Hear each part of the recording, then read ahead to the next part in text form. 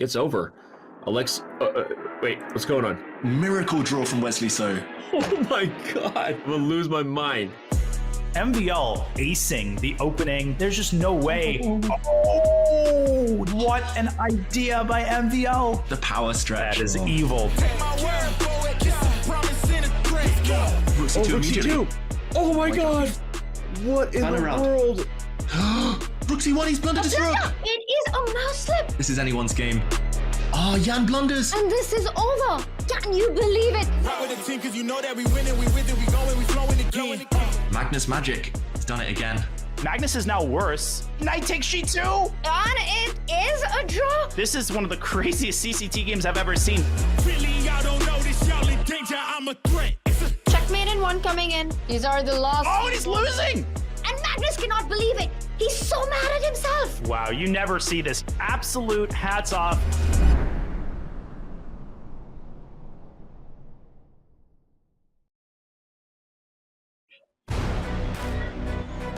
In about 60 minutes from now, 2 more players will be knocked out of the CrunchLabs Masters. There are 4 heavyweights in danger zone.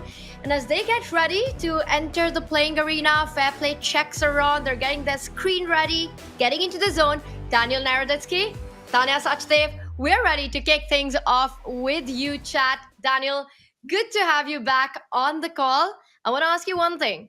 What have been your key takeaways so far from the CrunchLabs Masters?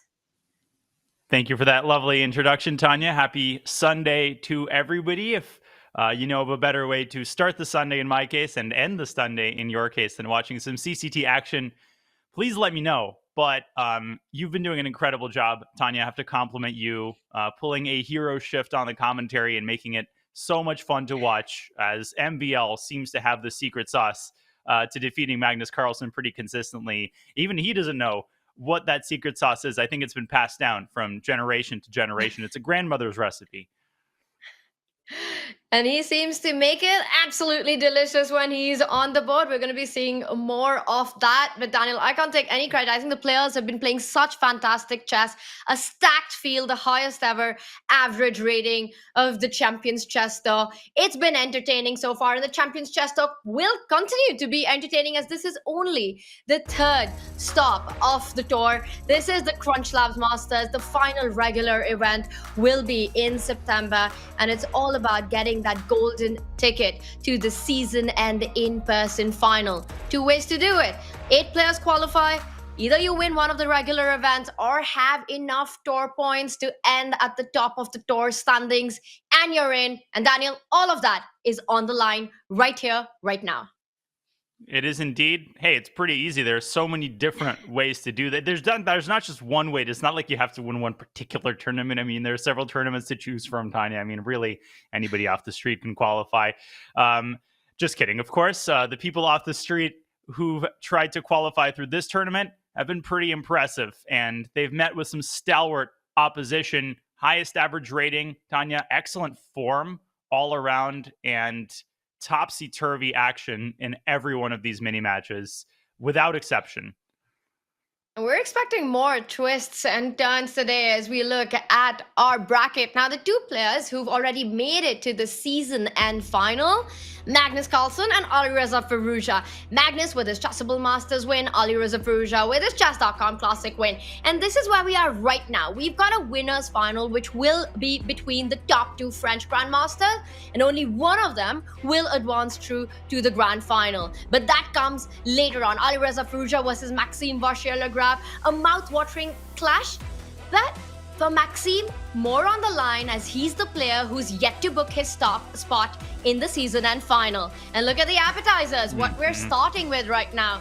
The losers quarterfinals. It's Magnus Carlsen taking on Wesley So, Jan Krzysztof Duda against Jan Nepomniachtchi. That's 4 big heavyweights, Daniel. Only 2 make it through to the losers semifinals.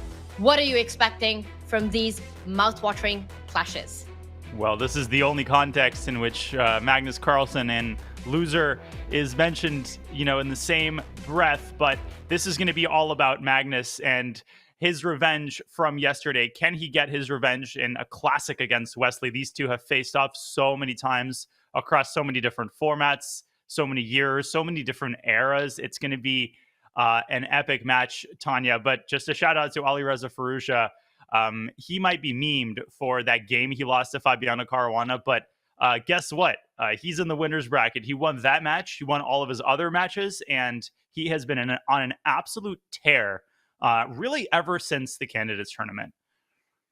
Absolutely. And he's shown this incredible fighting spirit starting from that 9-move loss against Fabi, saying very openly that it was Fabi's reaction on camera that motivated him to get those wins in, showing incredible mental fortitude right there. And he did just that. And then yesterday, his match against Jan Krzysztof Duda, another tough battle, which saw Alireza Firouzja getting that one win in to make it through.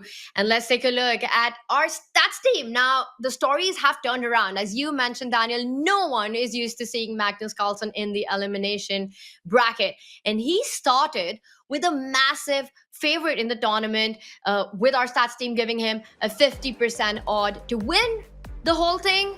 That would be his second title in the Champions Chess Tour season. But after being knocked down to the elimination bracket, he's dipped all the way down. And it's Alireza Firouzja with the highest chance of getting the tournament victory. Do you agree with the stats in front of us?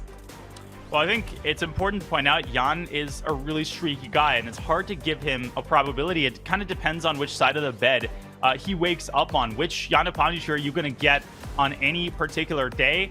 I think these are some pretty high percentages for Maxime, and definitely for Alireza Firouzja, almost at 50% to win the entire thing. And it's going to depend on him continuing his good form. And who's that? Who's that wearing orange? Is that a wild Mr. Nepo?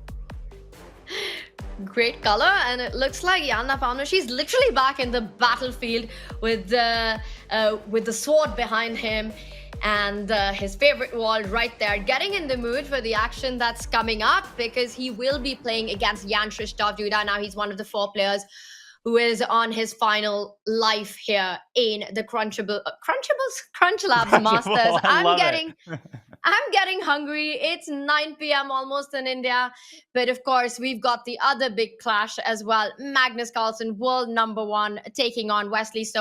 And Daniel, we are very used to seeing this battle in the Champions Chess Tour. These two have played against each other so many times. But look at those stats. It's pretty lopsided, favoring Magnus. But honestly, I would kill to have these kinds of stats against Magnus Carlsen, and the draw number is important not to forget. If Wesley's in good form, he's had matches against Magnus where he's been absolutely unbreakable, particularly during the COVID era. Wesley had a streak where he won a couple of rapid matches in a row, but he's lost, Tanya, some of that magic in the last, year and a half or so. Can he find that magic again today? Can we see the Wesley who won the Chess.com Global Championship, that kind of Wesley? Because that's the Wesley who's going to have to show up. Magnus is going to be angry, motivated. He has a chip on his shoulder. And with the exception of yesterday's match against MVL, he's been in pretty good form as well. Oof. And Magnus, you know what they say, Daniel, everyone thinks he's a gangster until Magnus shows up. And that's what we're seeing right now. We saw the tapes being rolled earlier on from the Champions Chess Tour final, the clash between Magnus and Wesley. So, Daniel, you were mentioning that Wesley needs to weave some magic. He was quite the wizard yesterday in his match against Fabiano Caruana. And that's the kind of stuff Wesley always does. The moment everyone starts wondering, where's Wesley? Why are we not seeing the best in him? And then he comes in and then has a clean sweep against the world #2. Very consistent, as you said, clean play, the kind of Wesley that we are used to. Changing up his openings a little bit yesterday against Fabi. He played 1 d4. He played a Catalan as if he's been playing this opening his entire life. He's been playing it for quite a large majority of his life. As we take a look at the format here in the losers bracket, the key distinction, Tanya, that people have to remember, this is a best of 2. There is no margin for error in the winners. It's a best of 4. So you can't take your time waking up. You have to show up the very first moves. I don't know if you saw Magnus in there early. It looks like he has just woken up. Yeah, I was going to say, I agree. But Daniel, absolutely right there. On point that with just a best of 2 match, 1.5 points to win it. Game 1 is so important to make sure that you don't lose control. It's a tightrope to walk on. How much risk do you really want to take? Because if it backfires, the amount of time to come back in the match is barely anything. Wesley So needed no time yesterday, a 2-2 win against world number 3, actually. I want to correct myself because we've had some changes in the FIDE rankings. Hikaru Nakamura currently at world number 2. Today he's playing world number 1. Daniel, what are you expecting? Now, Wesley, having watched yesterday what Maxime can do, can perhaps take some inspiration from that. What can we expect in the openings from Wesley So today? Well, I hope he didn't take any inspiration from the blitz that Magnus played after his match against MVL. But I think that Wesley really needs to put pressure with the white pieces in the opening. I'm excited to see what he will do. In the first game, Magnus Carlsen has white, and I would be expecting 1 e4, except I'm too experienced as a commentator. With Magnus Carlsen, he wakes up, he asks himself if he's in an e4, d4, c4, a4 kind of mood. So we'll see what kind of Magnus we get today. This is a guy with perfect and completely universal understanding of all structures and position types, Tanya. We can see the players with their fair play cams. I did that whole goof up with the Crunchable Masters. That's what Magnus looks like he's up to right now, getting his snacking in before he starts the battle against Wesley So. Yeah, we're obviously people watching aren't seeing what we're seeing, but Magnus is definitely playing the Crunchable Masters. Oh, there we go.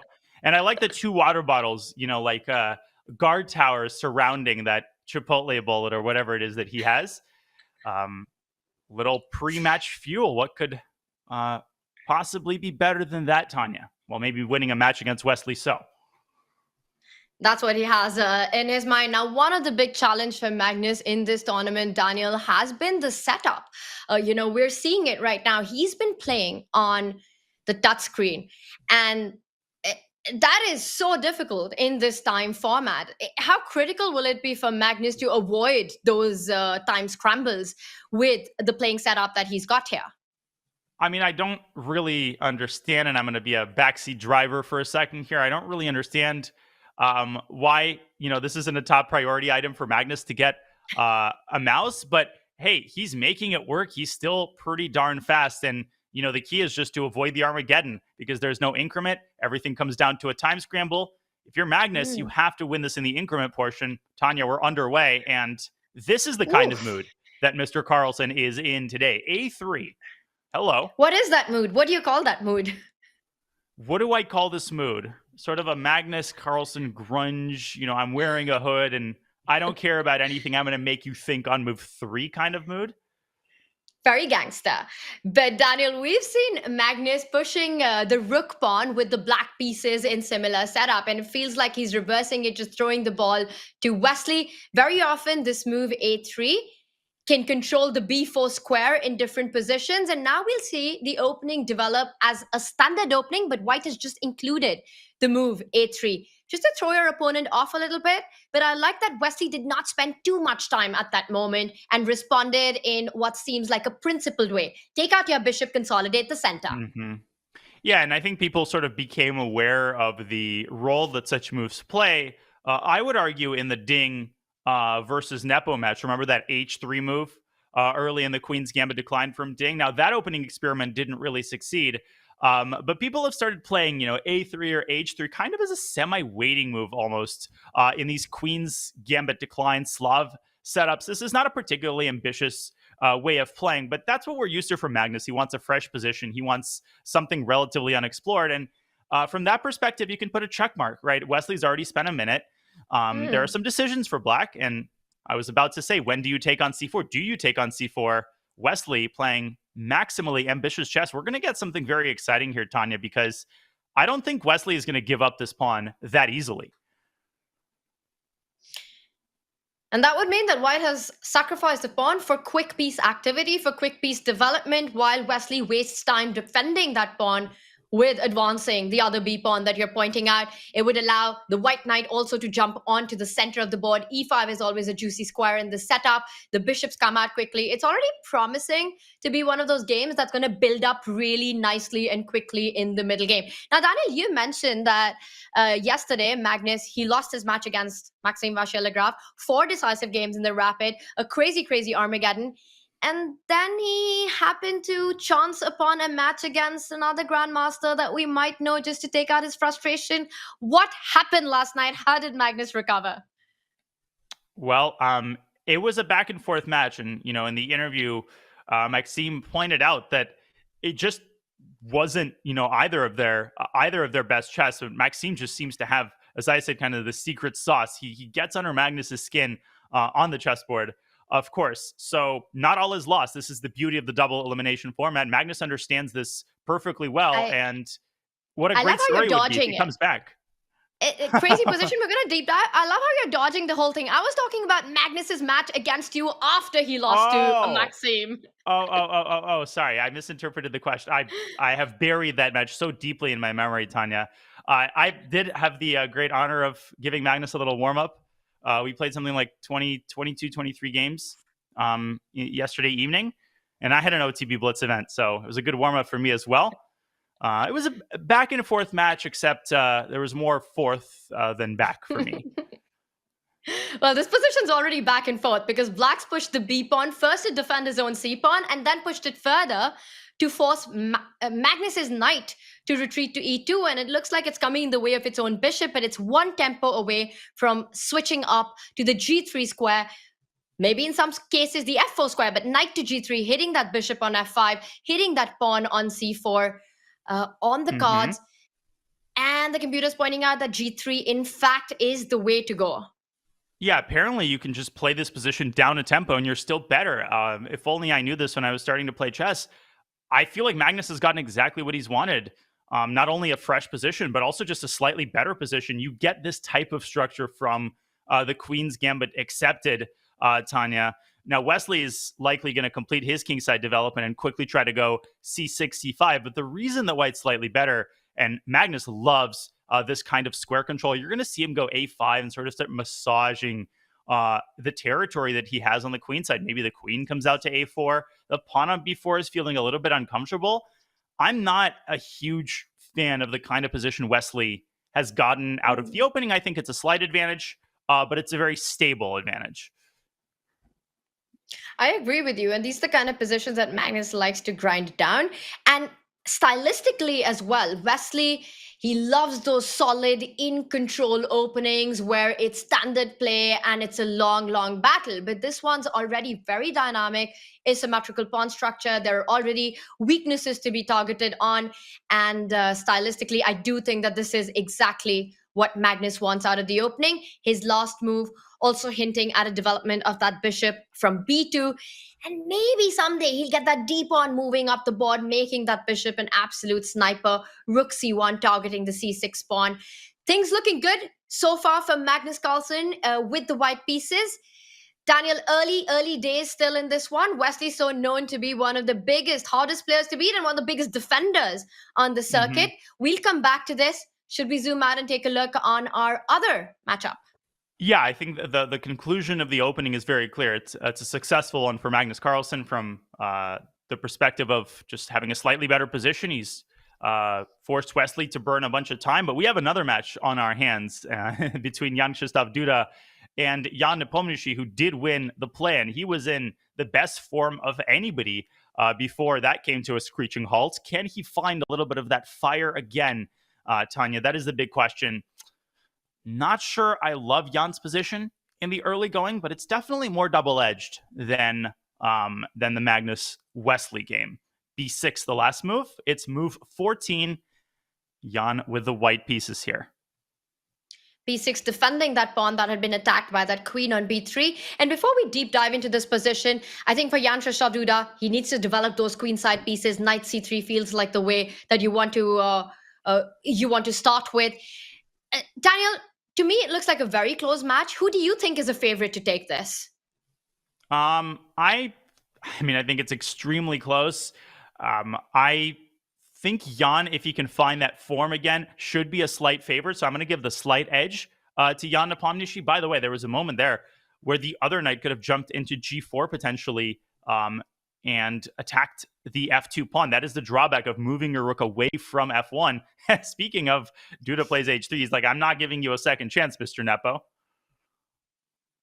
No more knight g4 ideas hitting on f2. And I was thinking about this, that both these players have played so fantastic in the CrunchLabs Masters so far. But Jan, he was so impressive in the Swiss plains and his match yesterday as well, handling the pressure against Andrekin in a difficult position and then going on to win with a 1.5 point margin in that 1.5 to half. I agree. I think if Jan's able to keep this one under control with the black pieces, he's perhaps the slight favorite in this. Duda there didn't look very happy with his position. I don't know if you saw that shake of his head. He's played rook c2, eyeing to double up the rook on the c file. It just feels as if black has managed to get such good harmony in his pieces. Everything centralized. Meanwhile, that queen on b3, what even is it doing there? And I think you're pointing out some great things, Tanya. The nature of the isolated queen pawn structure, and black as an isolated queen pawn, or IQP, as the cool chess players like to say. Oftentimes, players look at the square in front of the pawn, and they would say, "Well, white is a bishop on d4. It's a beautiful blockade. White has to be better." Not so fast, because look at black's piece activity. As you said, white's pieces are kind of stumbling all over each other. There's an X-ray that Jan has just set up against white's rook. The queen on b3 is kind of out of oxygen. It doesn't have too many escape squares. So it feels like the pressure and the tension keeps building up, and something's going to give. Something is going to either get traded or sacrificed. And the question is, who will kind of initiate the next stage of the game? Will it be Jan? Yes, it will. Bishop takes f6. I think that is an excellent move. And I think Nepo underestimated it, because he's going to have to take back with a knight, very likely. And then Jan will slide his rook to e2 or d2 and reposition a knight on d4, and he can finally breathe a sigh of relief. I think that the worst is behind him. Yeah, we were talking about predictions. One thing is for sure, that Jan will win this match. Rook d2 on the board, Daniel. Yes, that d5 pawn suddenly looks very vulnerable. 4 pieces currently attacking it. The bishop from g2 also x-raying that pawn. Only 2 defenders, which means that Jan Nepomniachtchi has to find a tactical way to fight this threat. He has to go on the counter offense. The only way that I see that being possible is to try to jump that knight back from where it came from. But where does that lead to? Knight e4. Yes, if white was to capture that knight, you're really happy. But Jan-Krzysztof Duda has got some options in that position. Grab that d5 pawn with the knight, grab that d5 pawn with the rook, and so much to calculate, and 6 minutes on the clock. Jan Nepomniachtchi needs to be precise.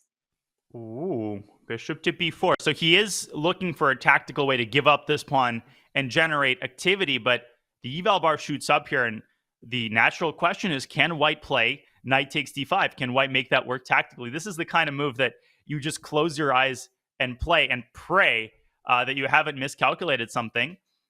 So if we could pull up an analysis board really quickly.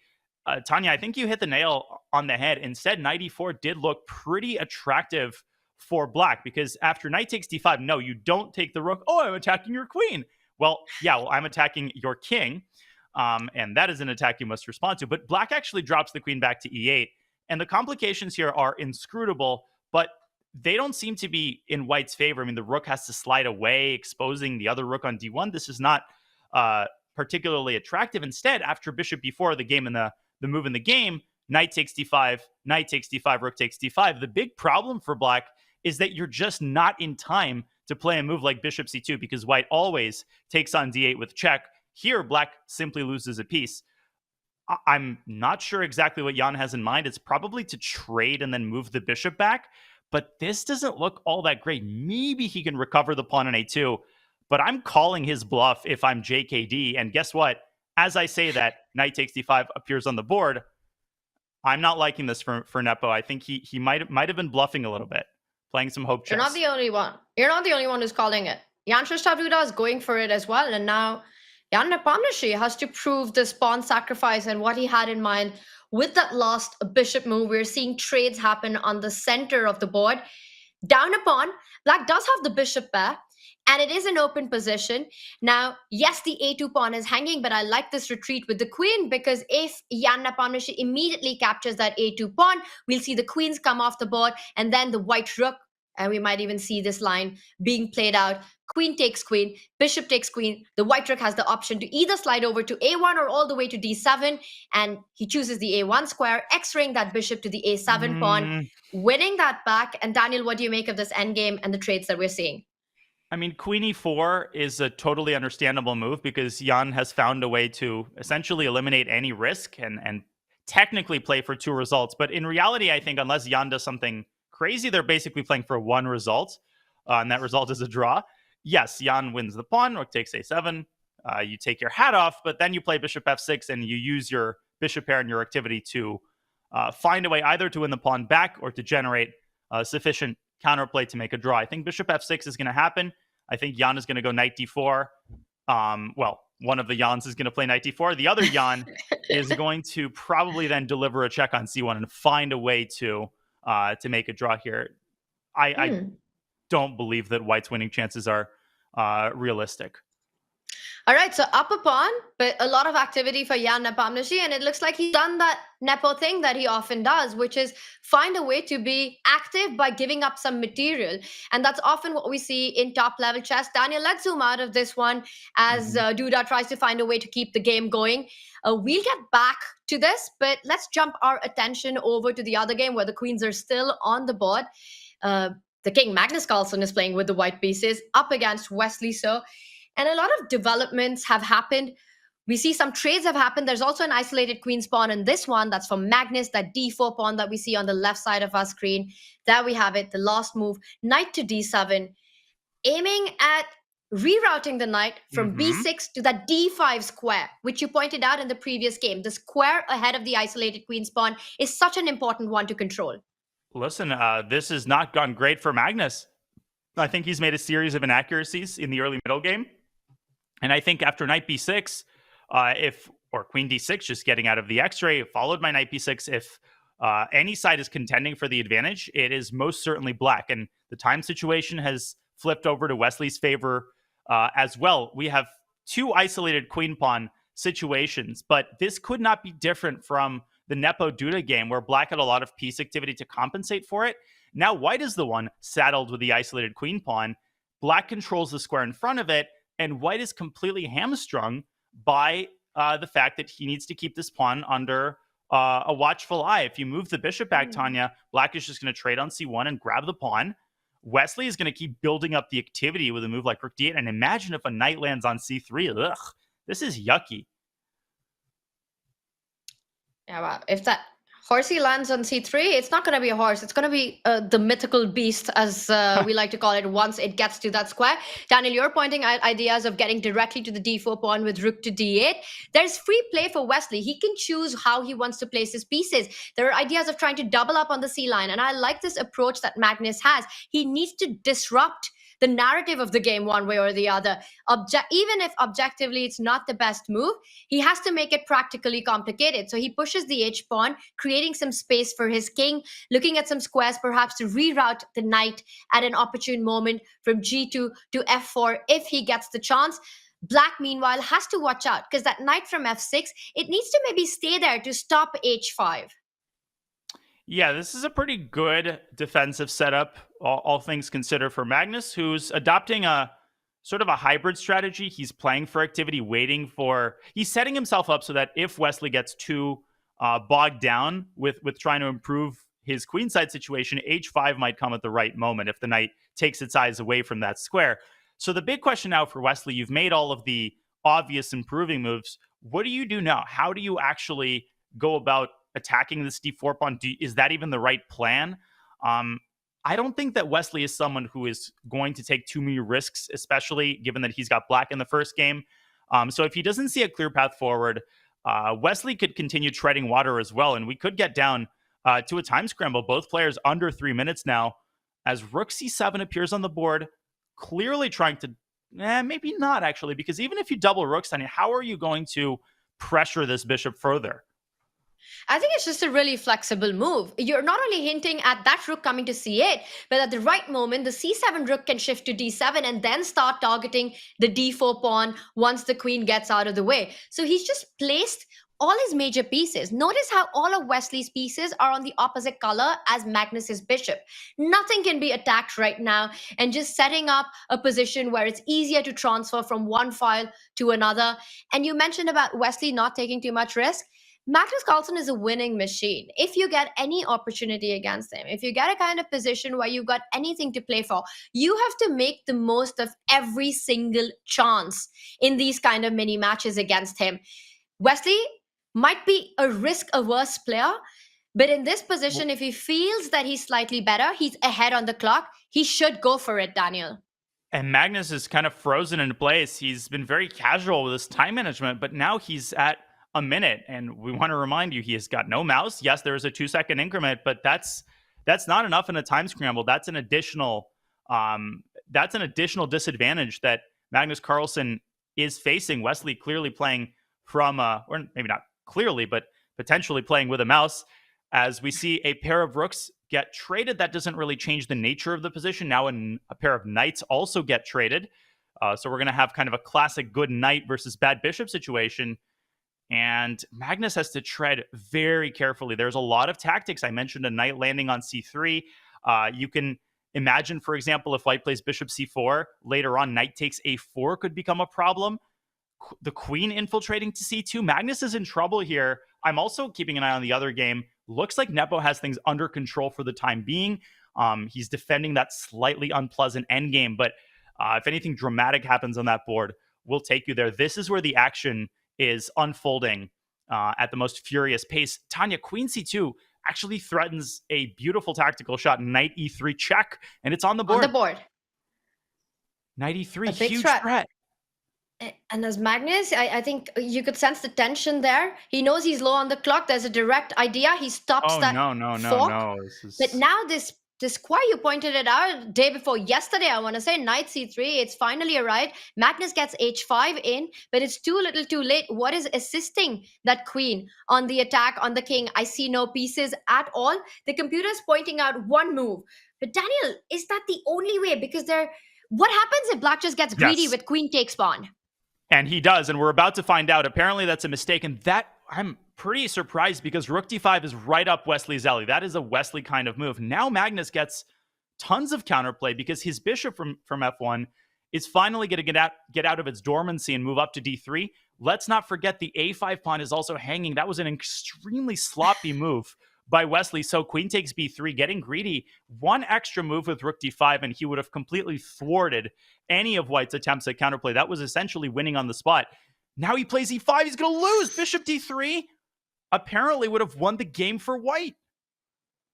Bishop d3.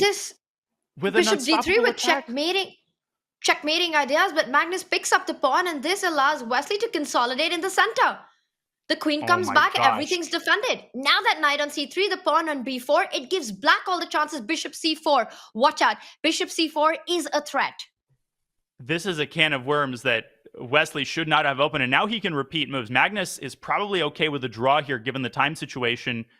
Now, any winning attempts by Wesley at this point are ill-advised because bishop c4 is a massive threat, and I see no satisfactory way of stopping it. I think we're going to get 3-time repetition, but Magnus with queen takes e5, that is an uncharacteristic miss. Bishop d3 would have just set up immediate and completely unstoppable threats against black's king. And I'm going to show, after this game concludes, what they both likely missed. Magnus goes for it.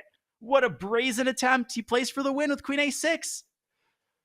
Magnus playing for the win, playing on the touchpad with 40 seconds on the clock. Wesley keeps on chasing his queen. And now Magnus Carlsen, can he find the best move?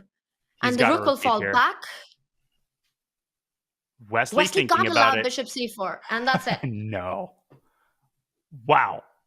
What a crazy turnaround. e5 here should have allowed bishop d3, but we'll show that later because we still have a game going, Tanya. The endgame between Duda and Nepo is actually heating up. I still think it's a draw, but both sides now have to demonstrate some precision. That game ended peacefully, but the game itself was anything but peaceful. Absolute madness and chaos on the board, Daniel. You'll slow it down, and break it down for us after this one's done. But this one's going to take a while because the players are really fighting a position where it's one for all three result despite such few pieces, such few material on the board. Now, White's got the healthier pawn formation, but Black's pieces are the first to get to White's pawns.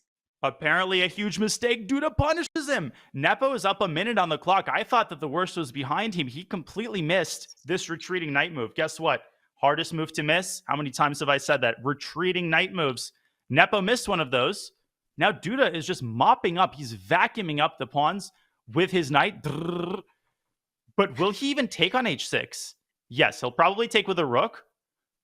And now I think Duda is winning. He goes back to g6 maybe, and then h5. Nepo simply blundered a pawn. Love the sound effects, by the way. And I think we're going to see this being played out. The H pawn moving up the board. The king will step up. The G pawn will join that party of the H and the king on H4. Meanwhile, the B6 pawn far away from activity. But Duda, he's delaying it. He's not... If you're Nepo, push your pawn. If you're Duda, push your pawn. If you're Yan, push your pawn. Both Yans now pushing their pawns. The bishop on d2 is hanging and expecting Duda to either get forward to jump ahead with his king, get that king, and maybe some mating net ideas combining the king, knight, and the rook. He first starts with h5. But this is a race, Daniel. This is a race. It's a race. Duda with 9 seconds to Jan's 40. Jan could have taken a little bit longer there a couple of moves ago to avoid the situation that he's in. Now, White is not only threatening to promote the pawn, White is threatening to use the pawn as part of a mating net, right? We know how effective the rook and knight can be at establishing a mating net, so you might go h6 and then give like a check on g7. Duda's got to figure this out quickly, though, as he brings his king up to g4. What a mature move, right? Not rushing. He can stop the pawn from b7 if he wants to, which he's going to do. Next is h6, and then the king can also slide up over to g6. There must be some way to deliver checkmate. But that wasn't it. Bishop d2 check. And White actually loses after king g6. What? And now it's anybody's game again? Black's pawn is going to get to b2. Maybe Jan is playing for a win. Well, what on earth just happened? It's crazy. He made the most natural looking move and a big mistake it turned out to be. Once again, we'll have to break this down to a slow action replay after. Checks coming in, but this can't be that bad. The knight and the rook combining. The bishop is hanging. Falls back. White might lose this if he's not careful. He's got to repeat. Jan Krzysztof has to repeat moves here, and Nepo cannot go up to e6 because he gets forked. But no, Duda's playing for the win with knight f4. What a gutsy move. And even though the bar is level, I think a decisive result is most likely in such a position. With Black's pawn on b2, if you pick it up, rook b1, is that what he wants? He pins that knight, Duda shakes his head. I think we will get a draw here because Jan will pick up the knight here by force, and there's no reason for Duda to do anything other than to trade rooks. He was procrastinating on playing h6 for way too long. I mean, he had to just put that pawn on h6 and good things would have happened. He didn't, and bad things happened. Nepo saves the game. Another absolute roller coaster of a game. And you look at them on the camera, no idea who's relieved, who's feeling good about this draw. I think they're both going to sit down right now for the next few seconds and take a look at everything that just happened. Daniel, I think we will have to take a look at everything that just happened because we've had 2 draws, but the scoreline does not tell the full story. Absolute roller coasters of the game, full twists and turns in both these matches. And I want you to highlight some of the big moments. Well, I could talk about this for a while. I think we need to take a look at what these players had for breakfast because, you know, we're used to time scramble mistakes, but we're also so spoiled because these players, they maintain their composure. They're usually so precise, even in difficult circumstances, but it's taken them a while to get into the zone. And I find the Magnus game to be more surprising because it was a pretty smooth game. There wasn't anything major going on. You know, Magnus had a slight edge with that innovative opening idea. And then suddenly, all craziness breaks loose. Let me break it down for you, starting from the critical moment when Magnus's position gets worse and worse. And we thought that Wesley would cruise to a smooth victory, but that that was the last thing that happened. So in this position toward the end of the game, Wesley uncorks the very powerful queen c2. And the idea is if Magnus, let's say, moves the bishop, there's the lovely shot knight e3 check using the x-ray to deflect the queen and simply securing the exchange. But Magnus was prepared for this, and he brought his rook out of the line of fire. Wesley sticks his knight to c3, and Magnus develops counterplay with h5. The critical moment came here. The pawn on a5 is hanging. Wesley stops all of the threats by centralizing his rook, chasing away the queen, and then calmly picking up the pawn on b3 when Black's position is technically winning. Instead, Wesley rushed to grab the pawn on b3, hoping for queen takes a5, queen d5 check, forgetting that suddenly after rook f3, White's counterplay is really powerful. And Wesley panics with e5. Magnus was actually winning with a move bishop d3. My guess is that both players missed that after e4, White can simply pick up the pawn on e4, and the rook on f3 is actually pinning the knight to the queen. White is going to go queen h7 or bishop h7, and Black's king is simply going to get put through the meat grinder. Instead, Magnus grabbed the pawn on e5, and finally, after some unexpected twists and turns, we thought that maybe the game would continue, but no, cooler heads prevailed. First game ends in a draw. All things considered, Tanya, I think that's a pretty fair result. And after you break it down, it does feel like a fair result, and both players have got reasons to not be too disappointed with it. They had their chances, a well-fought match, and now it's the second rapid game between these two players. That moment that Wesley missed with the rook coming to d5, Daniel, you called it vintage Wesley move. I wonder if that was Wesley just playing on Magnus's clock, because he didn't pause at all in that moment. Nope. No, you're exactly right. I mean, this is the kind of move we're used to Wesley finding. It's a prophylactic move in a critical moment. And I think he's got to be the one more disappointed. Yes, Magnus had this brief window of opportunity where he could have played bishop d3, but let's be real, he got outplayed for the majority of the game. He was down on time. He seemed to have no counterplay. And then poof, suddenly after h5, things turned around. I think Wesley's the one who has to push this game out of his head, because the results are pretty good when he's going to have White in the second game, Tanya. And so will Magnus has to keep it together, and he looks very ready to go in that hoodie. Wesley, so with that, getting that advantage with the black pieces, also waiting for that game too. Jan Nepomniachtchi, Jan Krzysztof Duda, another one full of twists and turns. It's fireworks on the board as we're going into the final rapid game in the losers bracket. Two of these players will be out potentially in this upcoming round, or will it go into Armageddon? Daniel, what are your predictions? Do we get an Armageddon? I think we're going to get an Armageddon in at least one of these matches. I can see the Wesley Magnus game going several different ways. I can see Wesley playing a very solid game, making an uneventful draw. Although the word uneventful doesn't seem to be in any of these players' vocabularies, Tanya. So what am I even saying? Of course, we're going to get twists and turns. It's the CCT. It's the crunch.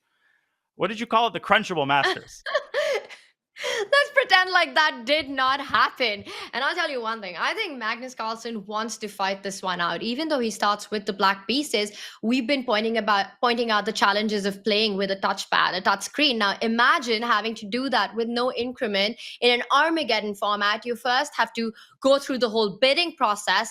Depending on the color, it's just too much to handle when you don't have the luxury, right now I feel like calling it the luxury of a mouse with you. And Magnus, I wonder if the pressure is on him and he needs to go big in this one. He needs to go all out. He starts with black. He's playing against Wesley. It's not an easy task. Daniel, Wesley, opening predictions. Are we going to see the King's Pawn opening? I'll tell you one thing. We will not see the Berlin if it's 1e4. Well, against Fabi yesterday, he played an excellent Catalan, and Wesley has been relying on d4 more, whereas e4 was traditionally his main move in rapid games. Will we see another Catalan here? Will Magnus come through with something spicier?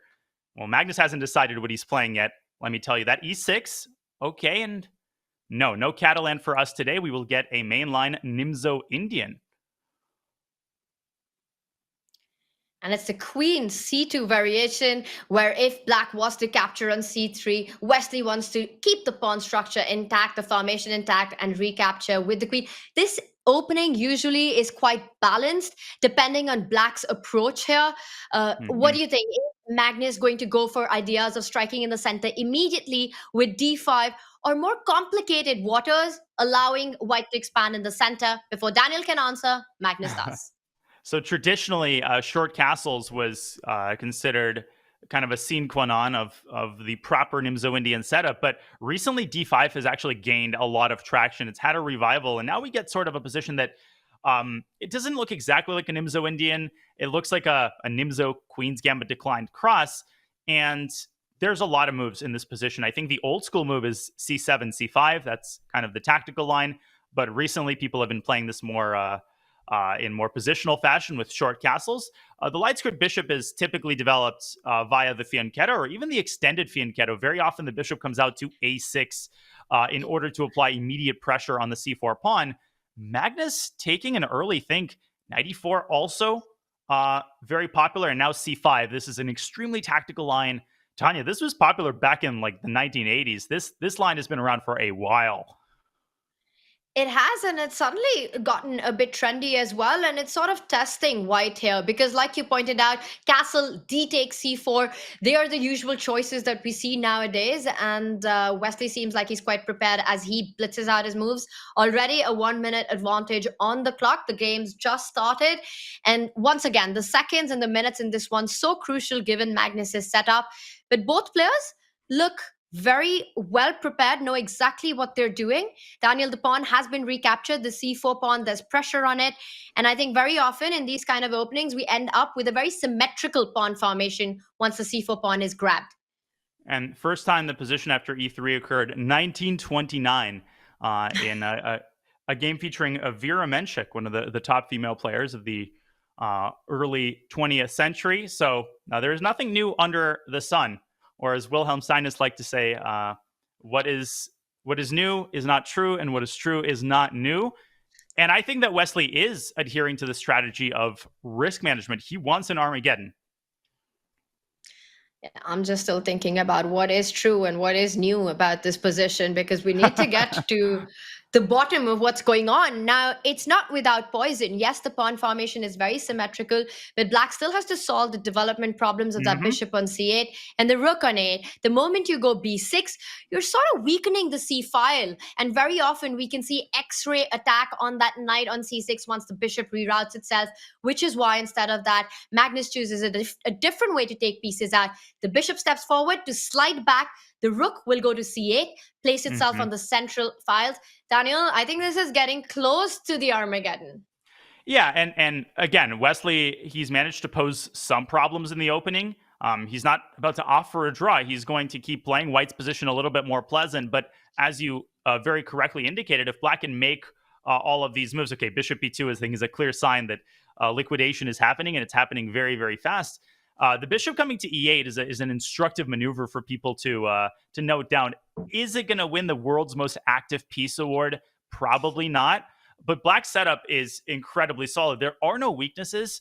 And I think Magnus, there's probably no reason for him to keep the queens on the board. I mean, he's thinking about it, but I think the likeliest is a trade followed by rook a to c8 and a mass heavy piece trade along the c file. And we know what that will mean. I don't want to fake any intrigue in this game. So far, it's going in a very streamlined fashion toward a peaceful result. But we will get drama in the Armageddon, so it's a win-win for us commentators. We'd love to see this match go down to the wire, and I think it most likely is, as the players are getting ready for the mass trade that you were talking about down the open C line once the knight moves back. No way to really avoid it. Yes, you can step in with rook to c7, but white also has his own issues with the knight on d2. Wesley doesn't even try it. He doesn't even attempt it. Wow. I think the players are just cruising and rushing through to get to that final decisive tiebreaker. Wow, those pieces were gone in a flash. First there were queens and rooks, and then there were no queens and no rooks. And this is the most drawn position of all time. There's literally, I think if you made a dictionary heading of dead draw, it would be this position in a game between Wesley and Magnus, two of the greatest endgame players of the modern generation. Yeah. What do we say about this position? Lots of weaknesses for both sides. Very imbalanced position. I think there might be some opposite side attacking going on here. There we go, F4. I'm expecting some big sacrifices coming up in just a few moments. So we'll wait for those to happen, but I think we zoom out for now, Daniel, and shift our focus to the other game because that is nothing like what we're seeing on the Magnus Wesley board. Take a look at the right side of your screen. Already a very non-standard pawn formation for Jan Duda with a double pawn on the g5. What looks like a stalking weakness to me on that e6 pawn. White's rooks and queens already nicely placed in the center. The bishop on e5, a beautiful piece. My first feeling is that if anyone can be better here, Daniel, it's got to be white, especially after limiting the light squared bishop that Jan Duda has with this mini pawn wall on f3 and g2. And you're absolutely right. This was also a Nimzo Indian, but this position could not differ more greatly in kind and in spirit than what we have in Magnus's game. Jan Nepomniachtchi, he played 4e3, so he played sort of a Rubinstein setup. And opposite colored bishops with the queens on the board favor the attacker. And here the attacker is clearly white. He's got this beautifully centralized bishop. Now, I think as long as Duda can avoid falling into some sort of a tactical shot, I think he's probably fine. And his last move, knight h5, tells me that he's going for some sort of kingside expansion, maybe with a g5 and knight h5 to f4. So it's not like black has to just sit idly by and wait for white to demonstrate a plan of improvement. This position is, I would say, a little bit more double-edged than it appears, even though I still think that white's position is a little bit preferable. Maybe d5 and queen takes a7 is on Nepo's radar. I mean, he's obviously also controlling the f4 square with his last move. But I was expecting g5 until Duda started to think. He's down to 5 minutes. He needs to keep an eye on the clock as well, and g5 is on the board.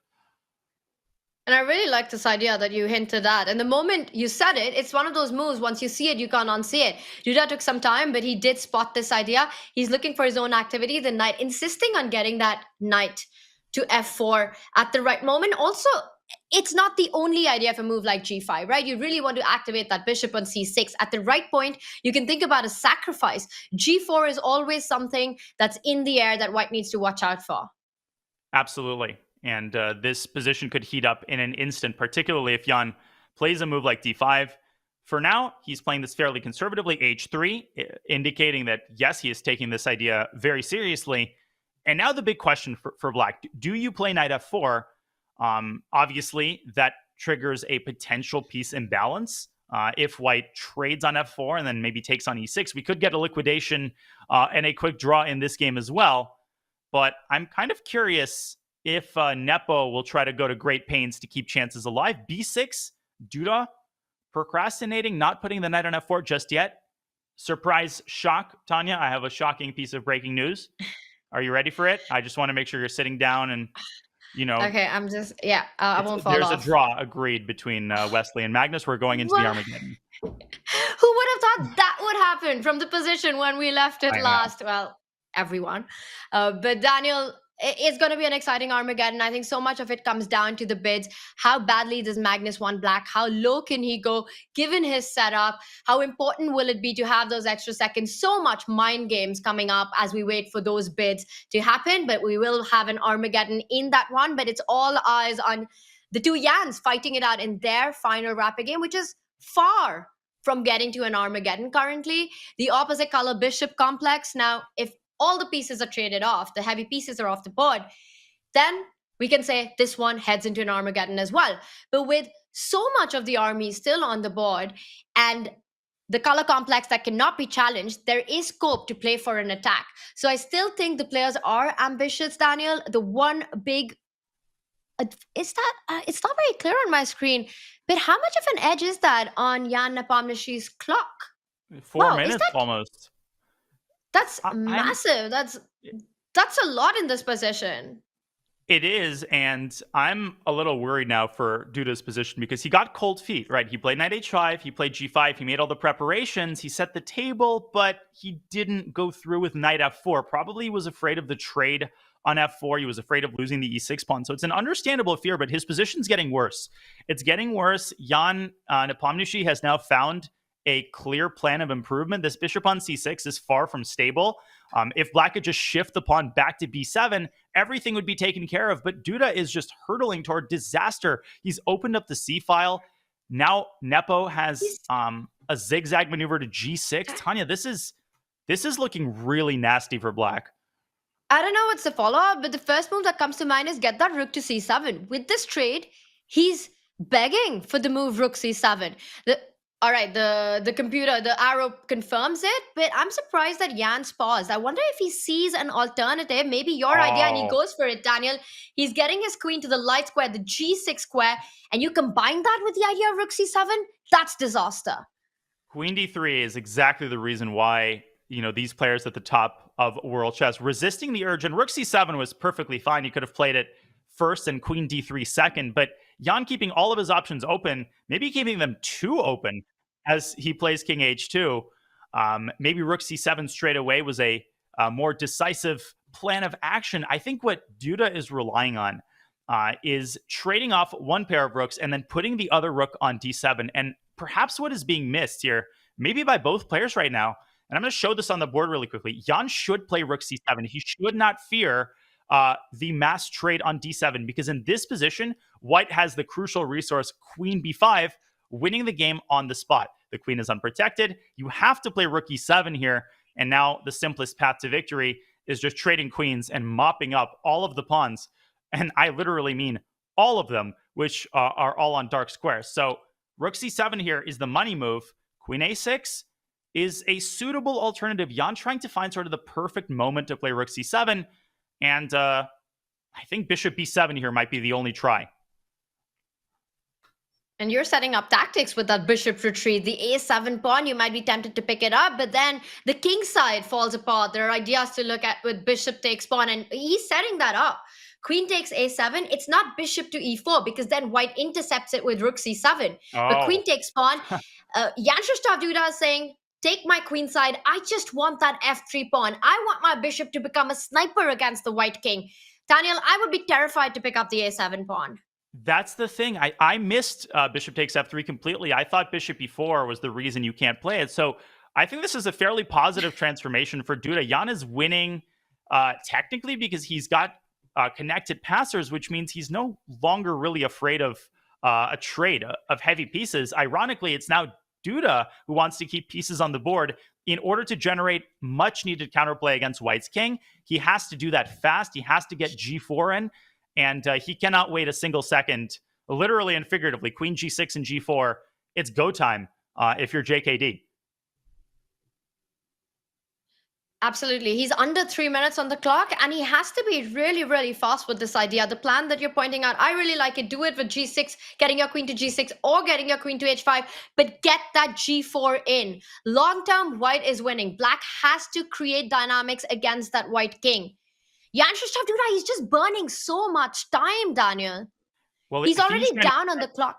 He maybe is contemplating the immediate g4. Knowing Duda, he likes these types of dynamic resources, but it's a risky move. You can start with g4 and basically switch up the move order. H takes g4, then play queen g6. You could also play queen h5. So in terms of the execution here, there's a lot of questions to answer. Queen g6 is the move that he's chosen. And if I'm a Jan fan, well, if I'm a fan of either Jan, I'm holding my breath. But if I'm a Nepo fan, particularly, he's been a little bit sloppy in terms of converting advantages. That's sort of been the one area that has cost him in rapid play.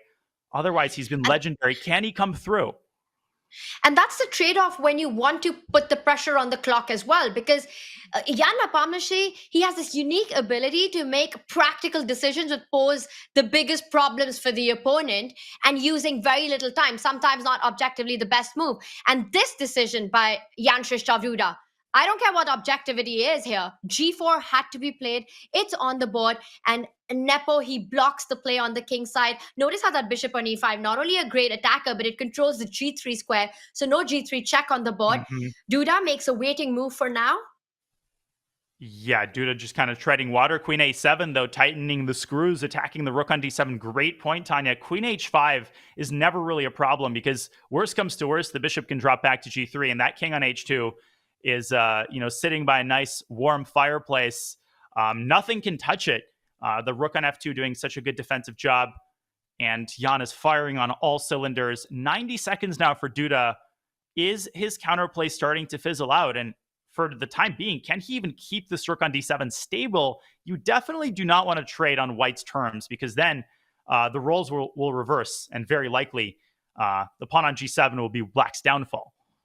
I love how Jan approached this position. He saw that h4 keeps everything under control, and he just put all his force on that queen side to force the trades that we just saw, and then putting Duda's rook onto forcing him again.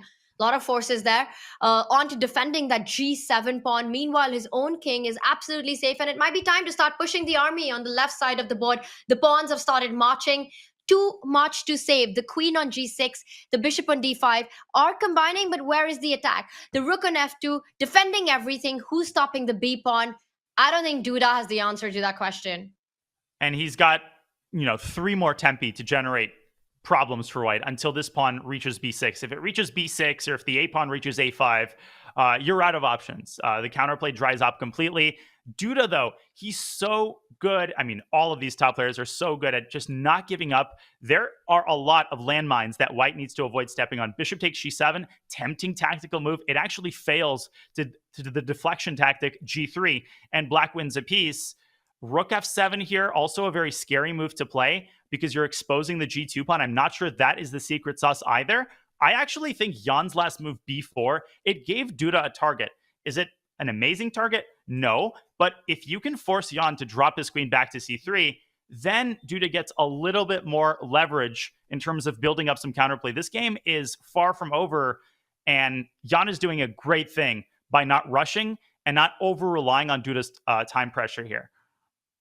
It's the first time in a long time that Jan Nepomniachtchi has slowed down, leaning back, so he's ready for a big thing. Because a move like queen c3, from a human perspective, so difficult to make. Your queen is so active, you don't want to fall back. He goes all in. Can Jan Krzysztof Duda play g3? It's on the board. Oh, this is terrifying for white. Now it's very much a 3-result game. Now Duda has to go back to g8 because rook takes g7 is threatened.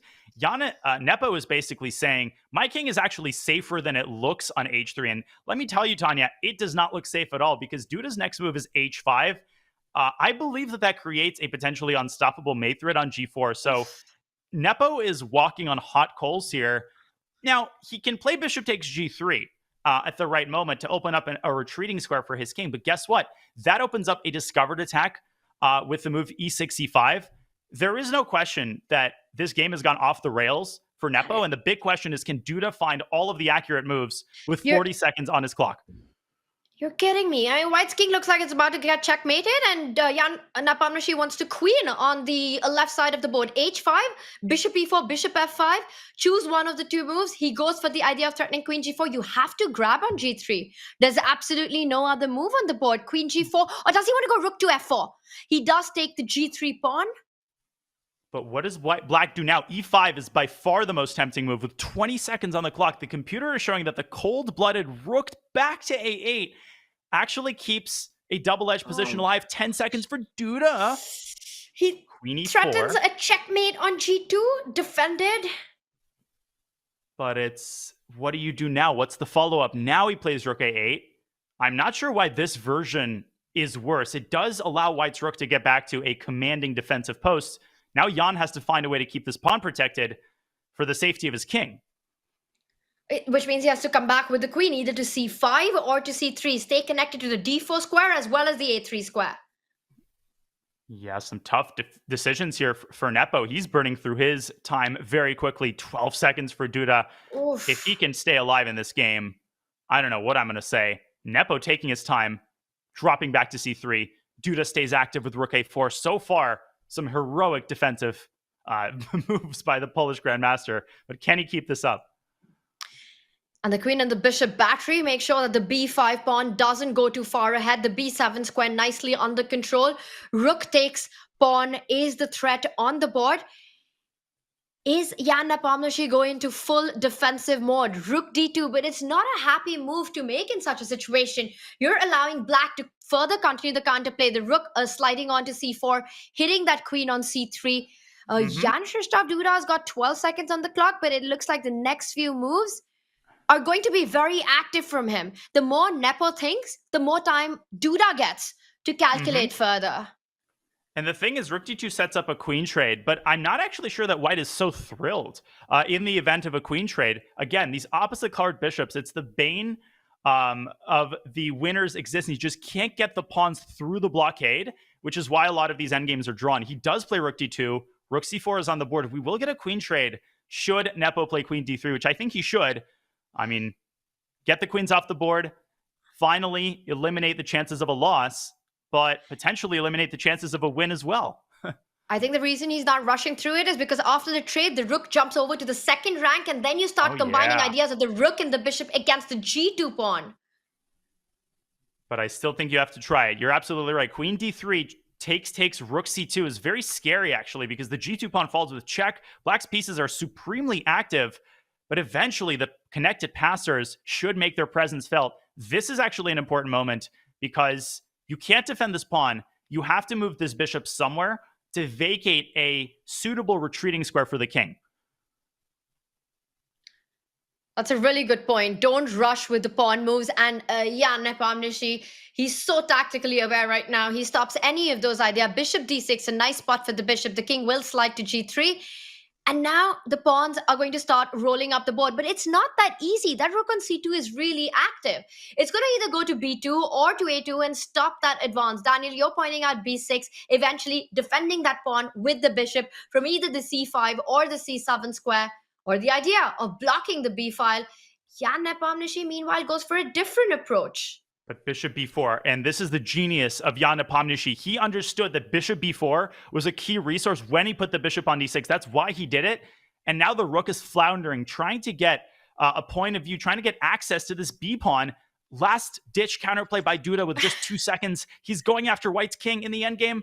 Nepo says, not on my watch. Rook e5, threatening rook takes d5. He can play rook takes d5 right now, and then bishop d6. Bishop d6. Some beautiful geometry. He's going to win. He's going to find this. Oh, yeah, that's such a Jan move. That will just finish the game off on the spot. And Nepo, of course, finds it. B7, unstoppable. Jan Krzysztof Duda, with a shake of his head, also realized it at the same moment. He wants to get the rook to the B3 square, but then again, the idea of bishop B4 would have been key, winning the game. And Daniel, he can just make that pawn into a queen next. And guess what? The A3 pawn. Let's not leave that pawn behind. That pawn was integral to the success of this entire construction. Without it, rook B3 would have stopped the B pawn earlier. Now the pawn gives the bishop this crucial square on b4. It's the domination of the bishop over the rook. It's the domination of Nepo over Jan Krzysztof Duda. What a conversion, Tanya. It wasn't smooth to begin with, but the endgame play and the time management by Nepo just silencing all doubters. What a match. What a game. He's on top of his game, and I completely agree. And it doesn't matter whether it was smooth according to the computer or not. I think from a human perspective, Jan just made the most difficult moves to respond to for Duda, which means that Jan Krzysztof Duda is knocked out of the CrunchLabs Masters. Nepo, he goes through. Meanwhile, the action is still on. As the other match has gone to the wire, we will have the Armageddons with the bids coming up. Daniel, Nepo did make it look easy so far. And it's easy, Tanya, to spin these high-level narratives about, what the weaknesses are of these top players. And Jan's time management is talked about, is bandied about often. I mean, I've talked about it. It's definitely, he's definitely more sloppy kind of on a per capita basis than other top players. But he's been fixing that this tournament. He's been on top of his game, playing fast in the opening, and then slowing down exactly when he's needed to. This is a really impressive game by Nepo. And for Duda, he's got to hold his head up high. He put some heroic resistance, but it just wasn't enough. And for dessert, we got ourselves an Armageddon. The desserts is what happens when the two French grandmasters are going to play against each other. But there is, of course, more chess coming up in the losers bracket. A huge Armageddon. One of these three players, Magnus Carlsen or Wesley, so it will be the end of the road for him. It will be the decisive Armageddon. We will have the bids right after this break that we're going into. And there'll be more Magic on the board? Well, not just in the CrunchLabs Masters, because AnyChess is bringing a magical new way to play chess. It is spell chess mechanics. Modify the offensive, defensive, and strategic dynamics of the game, adding layers to your gameplay that will change how you see chess entirely. Dive into spell chess puzzles and prepare for epic PvP battles with friends. To try your hand at AnyChess today, use the command AnyChess in chat or head to go.chess.com/AnyChess to play some magical chess. And we're waiting for the wizardry of Magnus Carlsen and Wesley So as the two get ready for their bids and the upcoming Armageddon. How much will the setup that Magnus has, how difficult will that be? We will be back with bids and the Armageddon in a few.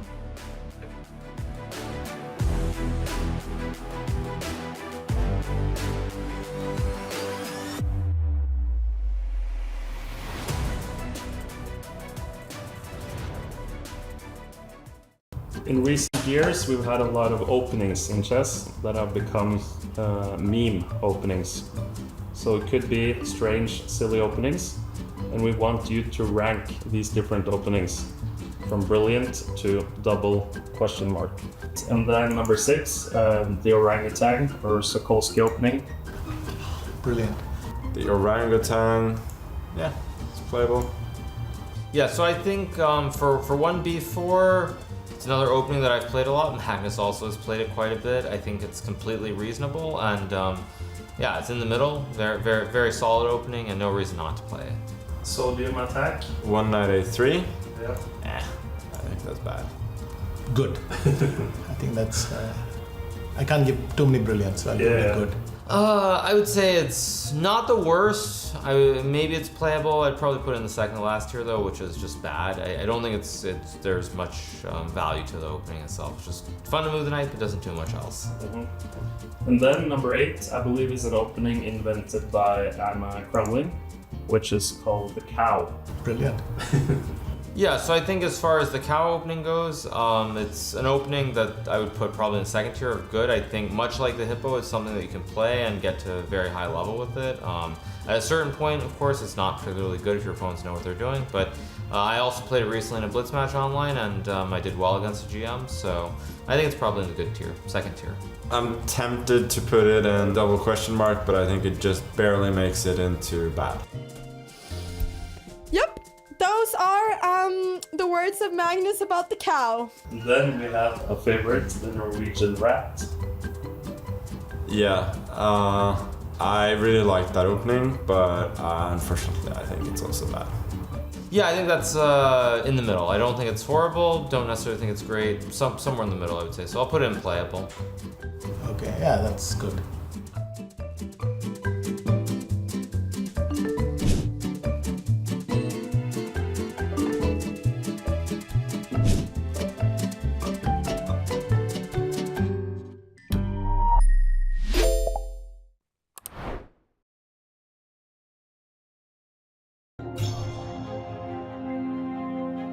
One of our partners for the Champions Chess Tour is AnyChess. AnyChess is a community-driven, free-to-play chess game with new strategic layers powered by magical spells. We have a game in front of us here. The players are currently going through a Vienna.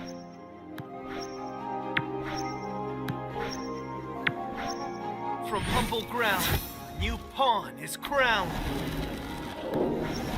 House Recruit creates a pawn on an empty square between the 3rd and 6th ranks. The spell counts as one move. Skip a beat, landing sweet. Bishop enables a bishop to leap over one piece and either move to an empty diagonal square or capture a piece.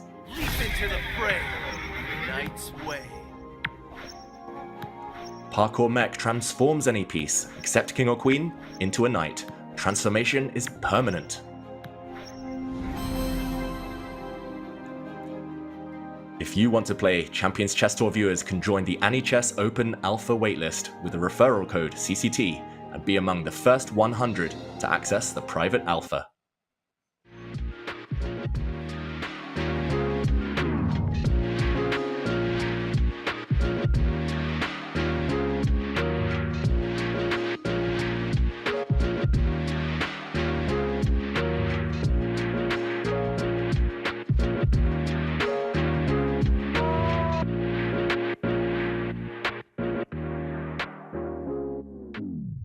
Welcome to the most exciting format in chess, Armageddon. The ultimate tiebreaker. Armageddon grants white more time on the clock, but in return, white must win. A draw secures black the match win. White starts with 10 minutes, and each player submits a confidential bid with an amount of time they are willing to start with. Lowest bid gets to choose their color, usually black, and those coveted draw odds. Let the Armageddon commence.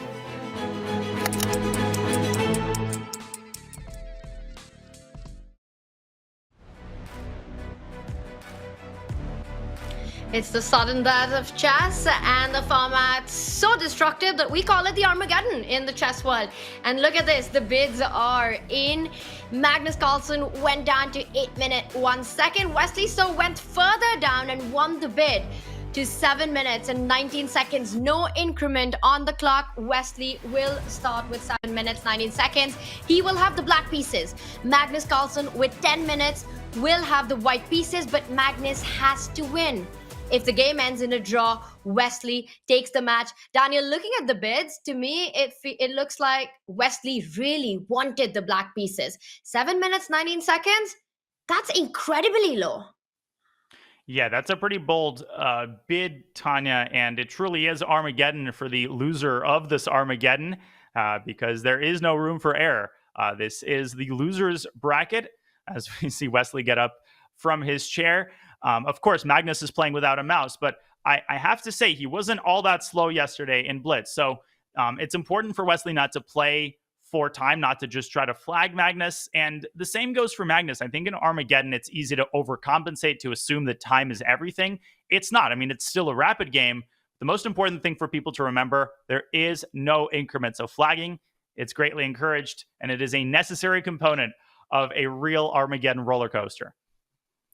Wesley, with that bid, just sent out a very clear message that he's going to play super solid in this one. He's not going to take too much time. There's no increment, and he's already playing with an over 2.5 minute deficit. It's a very, very gutsy decision to go below 7.5 minutes by Wesley. Magnus Carlsen, the pressure is on him. He starts with the king's pawn opening in this one. We've got the Italian on the board, so not giving Wesley any chance to get the Berlin in. Yeah, Magnus playing what he's comfortable with. This is, of course, the main line. Magnus currently playing, okay, I was going to say he's playing it without c3. There is that good old c3 and a7, a5, which has become so fashionable in recent years. a6 used to be essentially forced. a5 was unthinkable, and Hikaru's contributed a lot to the development of this line. You sometimes see White's bishop move back to b5. I changed my mind. I want to play the Ruy Lopez after all. Let's see what Magnus goes for. Rookie 1. And a5 comes with the idea to stop the expansion of white on the queen side, and also to hint at black's own expansion with either a pawn moving forward to a4 eventually, or the b pawn being assisted with the bishop coming to d7 with ideas of b5. Meanwhile, Magnus also has to decide, does he want to stop all the counterplay with his own a pawn going ahead with a4? Yeah, a lot of decisions here, and obviously every Italian position looks like every other Italian position, but there are a lot of subtleties at this level to keep in mind. You don't just want to throw out a random developing move. Bishop b6, of course, is the critical move that you have to evaluate carefully. Now, from White's perspective, do you trade? Do you drop back to c2? He does. Tanya, d4 is a huge threat, and Wesley might choose to beat him to the punch, and I'm a little bit worried about White's prospect should Wesley play d5. But more conservative choice, bishop a7. Definitely a more cagey approach, and Magnus returns the favor. So not rushing with d4, he first develops. It's all about calculating what happens after the trade on d5 if Wesley was to push the d pawn. We're going to see it being played out. After pawn takes pawn, the e5 pawn is tender. Will Wesley be forced to recapture with the queen? Do the tactics work out in Magnus's favor? Because this means he needs to determine, does he trade or does he keep the structure as is? Now, Magnus likes to keep the tension in these types of positions, but here you need to act very concretely. He takes d5 on the board. Wesley recaptures with the queen. Sometimes you see Black playing this kind of Marshall style and sacrificing the pawn on e5, but here Wesley's not going to do that, I think, unless he sees a clear path of gaining compensation. Rook f to e8. Again, discouraging White from taking on e5. I wouldn't even consider this move. If I were Magnus, it definitely doesn't work. Typically, the other knight comes out to e4. We could get a trade, and the central situation could kind of rebalance itself if white takes back on e4 with a pawn. This is actually a big decision by Magnus. What kind of structure does he want? And there's our answer. He wants to keep the structure as is, Tanya. Maybe get the bishop out to e3 and neutralize this really annoying bishop that's kind of hiding in wait, waiting for the perfect moment to strike. I like Wesley's position overall. Magnus wants a non-symmetrical pawn structure, which is why he didn't go for the trade with that knight on e4. He reroutes it now to g3. Wesley finally does expand on the queen side. At some point, you have to trade off that bishop on a7. Bishop to e3. I think Magnus is just waiting, but we're going to see that move on the board, and it's been played now. The bishop on a7 is just such a strong piece that black has. It needs to be out. It's done. But Daniel, I do like how healthy Wesley's position is right now. Yeah, I mean, if all of your pieces are on perfect squares, you can't be that much worse. Wesley's doing okay, but I'm keeping an eye on the clock. So far, Magnus has kept that approximately 2-minute time advantage. The bishop drops back to c8. In an ideal world, Wesley wants to reroute it to b7. But guess what, Tanya? b7, b5 was an incredibly committal move by Wesley. It was also a very weakening move. Look at that c5 square. If black's queen ever has to move out of d5, Magnus is going to start doing Magnus things. Things that I thought he was going to do in their first match game, kind of go for the queenside square control. Knight e4, that's not my arrow, that's the computer arrow. And that's the Magnus arrow, it's on the board. And suddenly Wesley has some problems to solve. It's all about that c5 square. Why now he goes for this trade with the queen coming on to c5, causing some problem, forces Wesley to make sure that doesn't happen. But Magnus is chasing Wesley's queen down the board. And if the queen keeps an eye on c5, Magnus will establish a rook on d5, and that might be even worse. So rook d5 here, that is vintage Magnus. And just look at the pressure he's exerting all of a sudden from nowhere. Man, if Wesley could take this b5 move back. And it looked like the kind of move where black is the one playing for initiative, and it might be, you've said b5, you say b4 before it's too late, and he does it. b4, But I think it bishop had a4. to be played. Oh, no. It's on the board. What does Wesley This have is in mind? He needs to borderline defend lost. that knight on c6. He's collapsing. I mean, his whole queen side is collapsing. The knight has no support. His pawns are falling. Bishop b7 trying to stay afloat. He's going to lose some pawns here. Bishop takes c6, Tanya, and just rook takes a5, and white is technically winning. It looks like a healthy pawn. I'm trying to find a way to get to that central e pawn, but not easy at all. Magnus pauses. He's trying to see if there's something better. The e5 pawn will be hanging. The a5 pawn will be hanging. Or will Magnus just keep the pressure as is? Not go immediately to release the tension. We've seen him do that time and time again when he believes that the power of the pieces is more important than getting greedy in the position. The more he slows down, I wonder if he's looking for an alternative to picking up the pawn immediately. Well, he wants a knockout, and I don't blame him. It looks like a knockout might exist. Maybe he's looking at rook c5.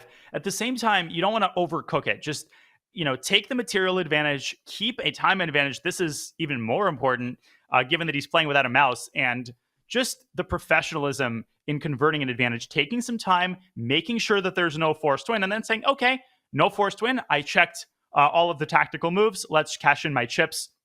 Magnus is nearly perfect at converting these types of positions. We may still see a queen land on c5, Tanya, because Wesley has to burn another tempo defending this pawn. At this point, he might as well just give it away. How easy did Magnus make it look so far? He's completely outclassed Wesley in this one. Unbelievable how quickly this all happened. Wesley was doing fine. He was bringing his pieces into the center, but b7, b5, right? When you play a move like that against Magnus, you have to make sure that it doesn't come back to bite you, and it most certainly has. Game is not over. Magnus still needs to convert this extra pawn. Well, he could just go into the kind of positions that he loves the most, trade off the queens off the board, forcing Wesley for that trade because the bishop on c6 is hanging as well. Queen takes c5, rook takes it, but wow. Now Magnus has got these passes on that a file, the b pawn assisting it. It's over.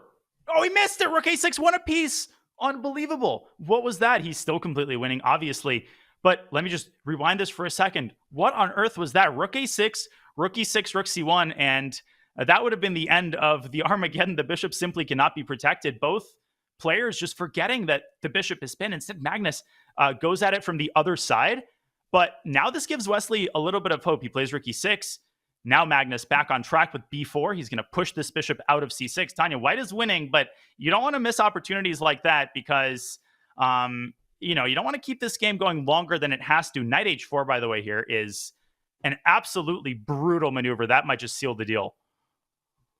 I love it. I was going to suggest rook to c1 to get to the c7 pawn, and then you realize that there are some things to be careful about, like the hanging central e-pawn. Magnus goes for the other idea that you pointed out, knight h4, knight f5. I just love his position right now. I mean, this is just incredible. He's up a pawn. Look at that knight on f5, the rook and the queen lined up. Yes, there's work to be done, but it should be easy for Magnus. He's sacrificing the a-pawn to get to that c-pawn. And this is what, I want to make clear about not over-sensationalizing these mutual blind spots. Yeah, Magnus could have won a piece, but guess what? He's converting this in the next best possible way. All of his other moves have been perfect. A4, such a heads-up move, realizing that the bishop is completely paralyzed. It's essentially pinned because you cannot afford to lose the c7 pawn. Just a few more accurate moves here required for Mr. Carlson. And notice how he's kept a 2-minute time advantage this entire game as well. He's just outplayed Wesley completely. And it's not that you lose the c7 pawn. You're going to lose your king because the rook and the knight combine to put pressure on the g7 pawn, which is why that knight on f5 was such a key piece. Now Magnus frees up his other rook by defending the central pawn. Once the rook comes to c1, how on earth are you going to defend it? This is Wesley. He's just giving up. There's desperation on the camera. He shakes his head. He knows he's about to be out of the CrunchLabs Masters. Man, why don't I get positions like this against Wesley? Rook e to c1. Just take a moment and let your eyes adjust to that position. Of course, Magnus can also play b6, but he doesn't even have to rush with that move. He's taking time right now. He's savoring the moment. He knows the game is in the bag. He is just deciding how to best tighten the screws, how to best twist the knife here. Obviously, it's technically not over. Magnus needs to avoid mouse slips. He has to make sure that he finally gets this pawn up to a6 one way or the other. Okay, brings the rook back to c1. Time for the final stage, Tanya. He wants to play rook d1 and start swapping some of the heavy pieces to make it easier for these pawns to break the Maginot line, to break the last line of resistance here. And I think he's going to be very successful in doing that. He's also up on the clock. Wesley just played such cagey, cautious chess from the start, just wanting to keep everything in control. And it just did not work. Backfired completely after that move b5, which to me felt like Wesley was getting active, but did not work at all. And Magnus now, he's again paused rook d1 on the board. You trade that off. The c5 pawn, how are you defending that? I don't see a square for the queen to actually go somewhere and keep itself connected. He might be losing a second pawn in this position. Or even a rook. He's going to lose his soul here. And the last try by Wesley, this is a great try. Hoping for rook takes c8. Magnus says, I was not born yesterday. I'm going to round up that pawn. And I think we are watching Wesley So's last moments. This is resignable. He's 3 pawns down. Nothing left of his counterplay. This was a wire-to-wire victory by Magnus. The one bold move that Wesley made this entire game, b7, b5, right? The one move that violated positional principles, Magnus makes him pay for that move for the rest of the game. He never failed to remind him, you played b5. That's what started everything on the queen side. Now there's no queen side left. Wesley's leaning back. He knows that this is all over. He's trying to look for counterplay by doubling up on the second rank, rook d2. But that knight on f5 can at any point come and defend the position. Magnus doesn't even allow that. You can't trade. You trade. That would allow the other rook to penetrate on the 8th rank. Rook c8 coming in, b8 coming in. I think there's a resignation coming in. There is a threat, there's a mate threat, actually. But Magnus, I think, will drop his knight back to e3. He can move his pawn up to g4. Just the last thing to avoid, b8 equals queen actually allows perpetual check by black. So you can see the GOAT there taking his time, choosing among the many, many winning options as long as he addresses the threat of rook takes g2. Knight h4, knight e3, g4. Nice. Just defend the pawn one way or the other, and then nothing can stop the queen side. But Magnus, I think he's trying to find the fastest way to victory. He chooses to keep the knight centralized. And Wesley So throws in the towel once the final threat is taken care of. Magnus Carlsen takes the match in the Armageddon, goes through. Wesley So is knocked out. Absolute textbook display. You could see Wesley was holding his mouse over the resign button, just waiting for Magnus to go 93. I mean, at least he has a mouse, but apparently you don't even need a mouse to defeat Wesley. So Magnus stays in the tournament with a vintage display. Nepo and Carlson, they are the winners of the losers. They're the losers of the winners, and now the winners of the losers. And guess what? They're gonna play against each other in the losers semifinals, and only one of them will survive to move forward into the losers final. While either one of these two players, Magnus or Jan Nepomniachtchi, can win the entire CrunchLabs Masters. But they face against each other. That will be a rematch of the 2021 World Championship match. Now, Magnus has already booked his spot in the season end final. Jan Nepomniachtchi's got everything to fight for. But what a fantastic Armageddon display that was by Magnus. There were no tactics. It wasn't about any boom, boom, I'm taking all your pieces, I'm sacrificing all of mine, but just a masterpiece on playing on the squares that have been left weakened by one single pawn move. Yeah, when we talk about a beautiful game, your mental reference might be to a game that features lots of sacrifices. And hey, sign me up for that kind of game. I love sacrifices and attacks, but that's not the only way to create beauty in chess. Just the harmony that is inherent to Magnus's play. The fact that all of the pieces just seem to magically gravitate toward the right squares, and especially the way that he exploits, as I said, a single weakening move, right? A move that weakens a seemingly insignificant square that also appears to be inaccessible. Not only does he access it and use it as his base of operations, the C5 square, his whole play revolves around it. And 5 moves later, it's like the position is completely unrecognizable. Just wizardry by Carlson. And he needs more where that came from, Tanya, because his journey to ultimately challenging the winner is only just beginning. Jan Nepomniachtchi stands in his way. Magnus is just a relentless competitor, regardless of what the situation is. Everything, it's been a very tough, very difficult month for the Carlson family. And then right now also playing with the setup that he has, he's just showing up and fighting and outclassing the best in the world. It's just incredible to see. It feels like we're also lucky to be at a time when Magnus Carlsen is the world number one. But of course, the job isn't over from him. Far from that, as he's still in the elimination bracket. But Daniel, now it's time for us to move on to our winners bracket to find out who is the first player to make it to the grand final. I forgot we were in the losers bracket. Hopefully I can be forgiven given the kind of names that we were just commentating on. But man, that wasn't even the dessert. That was just the whole thing was the appetizer round, as you called it. Now we have our main course. I'm already full, but I think we can find some room in our stomachs for Alireza Firouzja, can't we? Absolutely. CrunchLabs Masters, a tournament that keeps on giving so much entertainment, so much exciting chess. And we're so excited. Chess.com is so excited to partner up with famous YouTuber and former NASA engineer Mark Rober to bring the CrunchLabs Masters to us. And CrunchLabs, in case you guys didn't know, where have you been all this while if you didn't know? But CrunchLabs is an educational STEM toy subscription, and they've got these 2 very cool build your own robots. Get that engineer, channel your inner engineer, scientist self, and bring that on with a build box. Build box is for the kids if you're between 8 and 12, and then there's also the hack pack for adults. I want to get my hand on one of them. There's a cool offer going on these, so check that out on the CrunchLabs website. And David, I have to ask you, have you tried the hack pack yourself, or do you want to? Well, I just called you David, by the way. I think I'm sorry. I take it as a compliment that you called me David. You know, as a kid, whenever I heard the word build, I got really, really scared because anything that involves, building, or in science class, when we had to follow steps to do a lab, I was terrified. So it's great that these things are presented in such an accessible way to anybody, whether, you've been engineering since you were a kid or not. I will check out those Rober videos. Mark my words, Tanya. I'm looking forward to hearing from you how you like it. I want to get my hands on the hack pack as well. And well, it's great if any of you watching are coders or master coders or builders. So do that.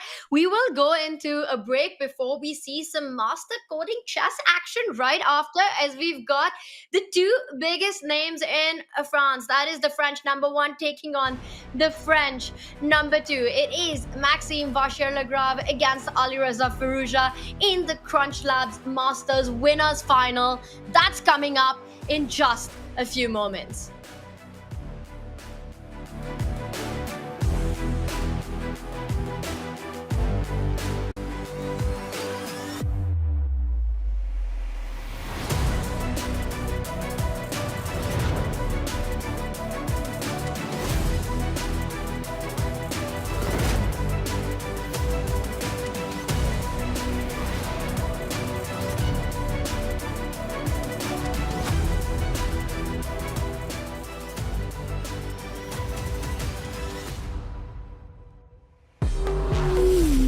Blunder, rookie 7!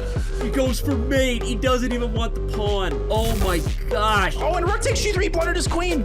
And Hikaru wins. We gotta move. He moved that with 0.5 seconds. Wesley held it, b5. There's a queen sack on g3 and f leads to mate. And he's done it. Oh my goodness, that is beautiful. Wow. Just wow. Rook a2. He missed it. Oh my gosh, I'm on. Hikaru had forced to mate. And it's a draw by agreement. These guys are just two titans, two champions going at one another.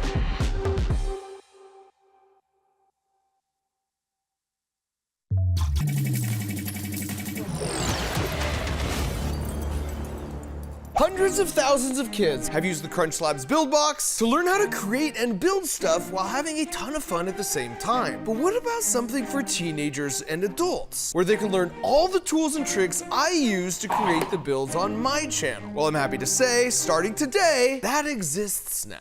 And this is it. It's called Hack Pack, and it's basically a series of really fun programmable robots that get delivered right to your door, where we build it together and learn step by step the kinds of engineering skills that go into making the builds on my channel. And don't be intimidated, because all these use a programmable microcontroller as the brain. Because if you can put together a Lego set, you can put together this. And it will work right out of the box. No programming required, and it will still be really fun. Heck yeah.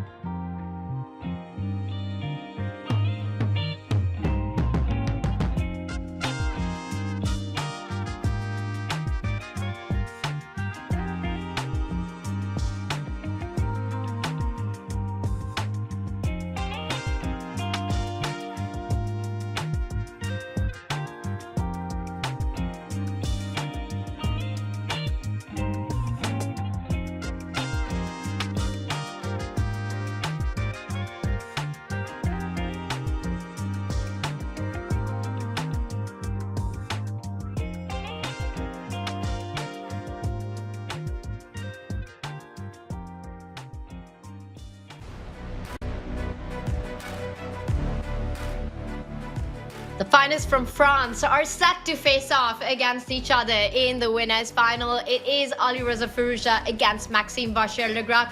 Two players who really enjoy dynamic, combative, aggressive play, but yet their approach to tactics is vastly different. Daniel, while Alireza known for his creativity, his more intuitive style, Maxime Vachier-Lagrave is the calculation beast.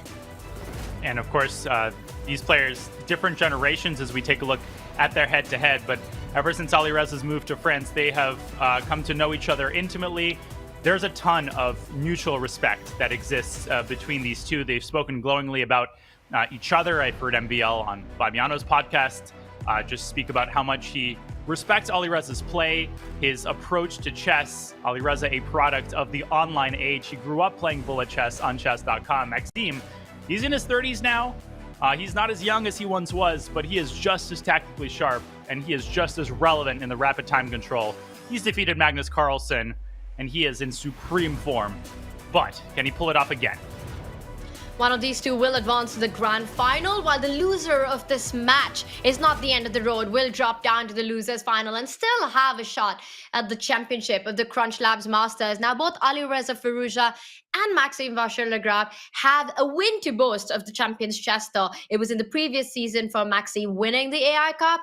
Alireza has already this season booked his spot in the in-person season end final with his incredible victory in the Chess.com Classic. You know, Daniel, what's the only thing that's better than winning a Champions Chess Tour event? It's to win it by beating Magnus Carlsen, and that's what Alireza did in his previous one. So he's definitely won. He is the man to beat right now. But Maxime did the same just yesterday. I'm looking forward to an exciting battle, and we've got an exciting opening at hand. Oh, we're going to get some bombastic openings here. Maxime Vachier-Lagrave, one of the most noted Najdorf experts, probably the Najdorf expert of this era, and he was known as sort of the last player, Tanya, to have a very narrow opening repertoire. He was playing the Najdorf and the Grunfeld exclusively. It's easy to prepare for me, yeah, but I know this opening till move 45. What do you know? And Rook G1 is all of the rage. I think it's called the Freak Attack. It's been recommended in some courses, and everybody and their brother, I think Alireza's brother actually is playing it as well, but most importantly, G4 is about to strike, and a Dragadorf set up by the Frenchman with three names. G4 for the score, and a hybrid between a Najdorf and a dragon on the board. So it's on the board, by the way. The G-pawn has moved forward, making intentions very clear. I can't get the word bombastic chess out of my head. If you had to give the award of Mr. Bombastic and Mr. Fantastic to one of these two, who would be who, Daniel? Oh my gosh, I'd have to go with Alireza as Mr. Bombastic. He likes opening innovations. MVL is more predictable, but we love both of them. They're both fantastic. And Rook G1, I just looked it up. First played in 1990, which for a move in response to the Najdorf is very, very late. I mean, this was a newcomer to the scene. It fell completely out of fashion, and now it's back. Really interesting choice to go for the Dragadorf setup here by MVL. Bishop E2. Kind of an awkward looking move, but I think the intention is very clear. Alireza is preparing G5, and he wants to make sure to discourage the knight from jumping out to H5, just to keep the kind of lanes and the traffic clear on the king side. These kind of setups with the black pieces, I don't think there's a player who understands them better than Maxime does. When it comes to the Najdorf, he just knows every single subtle intricacy of the position. And yes, he slowed down. He's taken a pause after the move Bishop E2 because I think he wasn't expecting that. There are other topical main moves which are more often played. This takes him by surprise, and it's a very difficult thing to do, Daniel, to catch Maxime off guard, to take him by surprise in... What move number is that? It's Black's very early move. on. I mean, we're out of theory on move 8 of a Najdorf. In a game featuring the world-leading Najdorf expert, just let that sink in for a second. I love it. I mean, we're going to get both players using their creative faculties right out of the opening. I mean, we're still in the opening. Now, H5 is a pretty standard shot in a wide variety of positions. Black is trying to define the situation on the king side, and just to lock things up so that you can eventually castle to that side of the board. White is keeping things open and walking into a tactic. Knight takes G4. Knight takes G4. Did you see? Did you say Maxime? He knows that this is not the way to play. It's a blunder. He can smell it. It's just a blunder because the queen and Maxime doesn't play it. Now, this was not easy to spot, Tanya, and we, of course, have the benefit of the eval bar. We have to have the benefit of the analysis board, though, because this was a big opportunity. Knight takes g4, putting the knight under 6 different attackers. Not literally 6, but the point is pretty clear. Bishop g4, and this is why you want to be careful about not opening the H file this early in the opening. Here, you lose the queen. Of course, Alireza would have probably taken to the queen. After bishop takes d4, black is simply a pawn to the good. End of story. There is no compensation. Black gets the knight out to d7, and this is, okay, technically lost is quite a steep exaggeration, but definitely a huge advantage by MVL. Now, he's played knight c6. He's still doing great. This is still not an opening that Alireza wants to repeat, but man, Tanya, that was a big opportunity. I'm absolutely shocked that Maxime did not play knight takes pawn, because he definitely did a double take the moment Alireza went h3. It felt like he could sense the tactics, the queen on d1 being overloaded, and then knight to c6. If he's missed it, it's better that he doesn't spot it at all until the end of the game, because we know that that can play a complete mess with your own mind. Oh yeah. It looks like both players, it was a blind spot by both of them. Now, maybe it still exists. Maybe you can still make it work. But now with the presence of knight takes c6, there's a lot more to calculate. It's rare that such a tactic exists in such a clean execution where you really don't have to calculate that much. It's literally 3 moves. The smoke clears and you're up a pawn. And if he does realize that he's missed it, you're absolutely right, Tanya. That's one of the worst realizations that you can have, especially when not all is lost, because then it starts interfering in your thinking. It's like you just keep thinking about that moment. If only I'd played this move, I wouldn't have to be here. I wouldn't have to be calculating what I'm calculating now. MVL's position is still quite good, but guess what? If Alireza gets the time to play queen d2 and he castles queenside, one major downside of the H file being open is that black is essentially committing oh my gosh, to you know never what, Daniel? castling on that side of the board. I've been noticing Maxime on the camera, and I think he just realized it. Or he's calculating bishop takes g4, knight takes g4 in this position, which is still very much possible, and maybe wants to restore the glory to capture a little bit of the bliss of playing that move. And he does. He does find his way, and he looks, I think he just looked at Alireza on the camera, and it gets a brilliancy. Bishop takes pawn. Maxi missed it 1 move ago, but that's it. He doesn't miss it twice. Give him another opportunity, and it's on the board. It looks like he's calculated. Daniel, I think we should do a little bit of a deep dive into what actually happens in this position and make some moves to understand why this favors Maxime. Listen, as my accountant likes to say, better late than never. This piece of advice definitely applies with tactical shots. Now, of course, you can't play this move willy-nilly. The critical extra component is the presence of knight takes c6, but it turns out that this does not deter Maxime, and for very good reason, because instead of b takes c6, which simply now drops a piece, now the queen can take on g4, black says, I have an intermezzo of my own, bishop takes c2, and now we get the classic, Tanya, where 2 minor pieces just start going ham on the opposing side. Army knight takes f7 is an Armageddon, is a desperado. I think I've made that mistake before. And technically, white does restore the material equality. But after a move like rook ace to c8, white's position is really nasty. Just look at the pressure that black is exerting on the c file. b7, b5 is coming fast. And the bishop on g7 is a beast. That's why he put it there. Amazing presence of mind by Maxime. Yeah, he missed it the first time, but he paused. He realized that something was up. He spent the time to calculate it, and it works like a charm. And I think it was his move, that h5 that he played, targeting the g4 pawn, because we've seen some very questionable decisions by Alireza. You know, Alireza gets in this idea of rook g1, g4, but immediately blunders into this position. He could have lost a clean pawn, but now he's going to end up in an endgame, potentially in an endgame. That's going to be an uphill defensive task for him. He's slowed down. He's already burnt.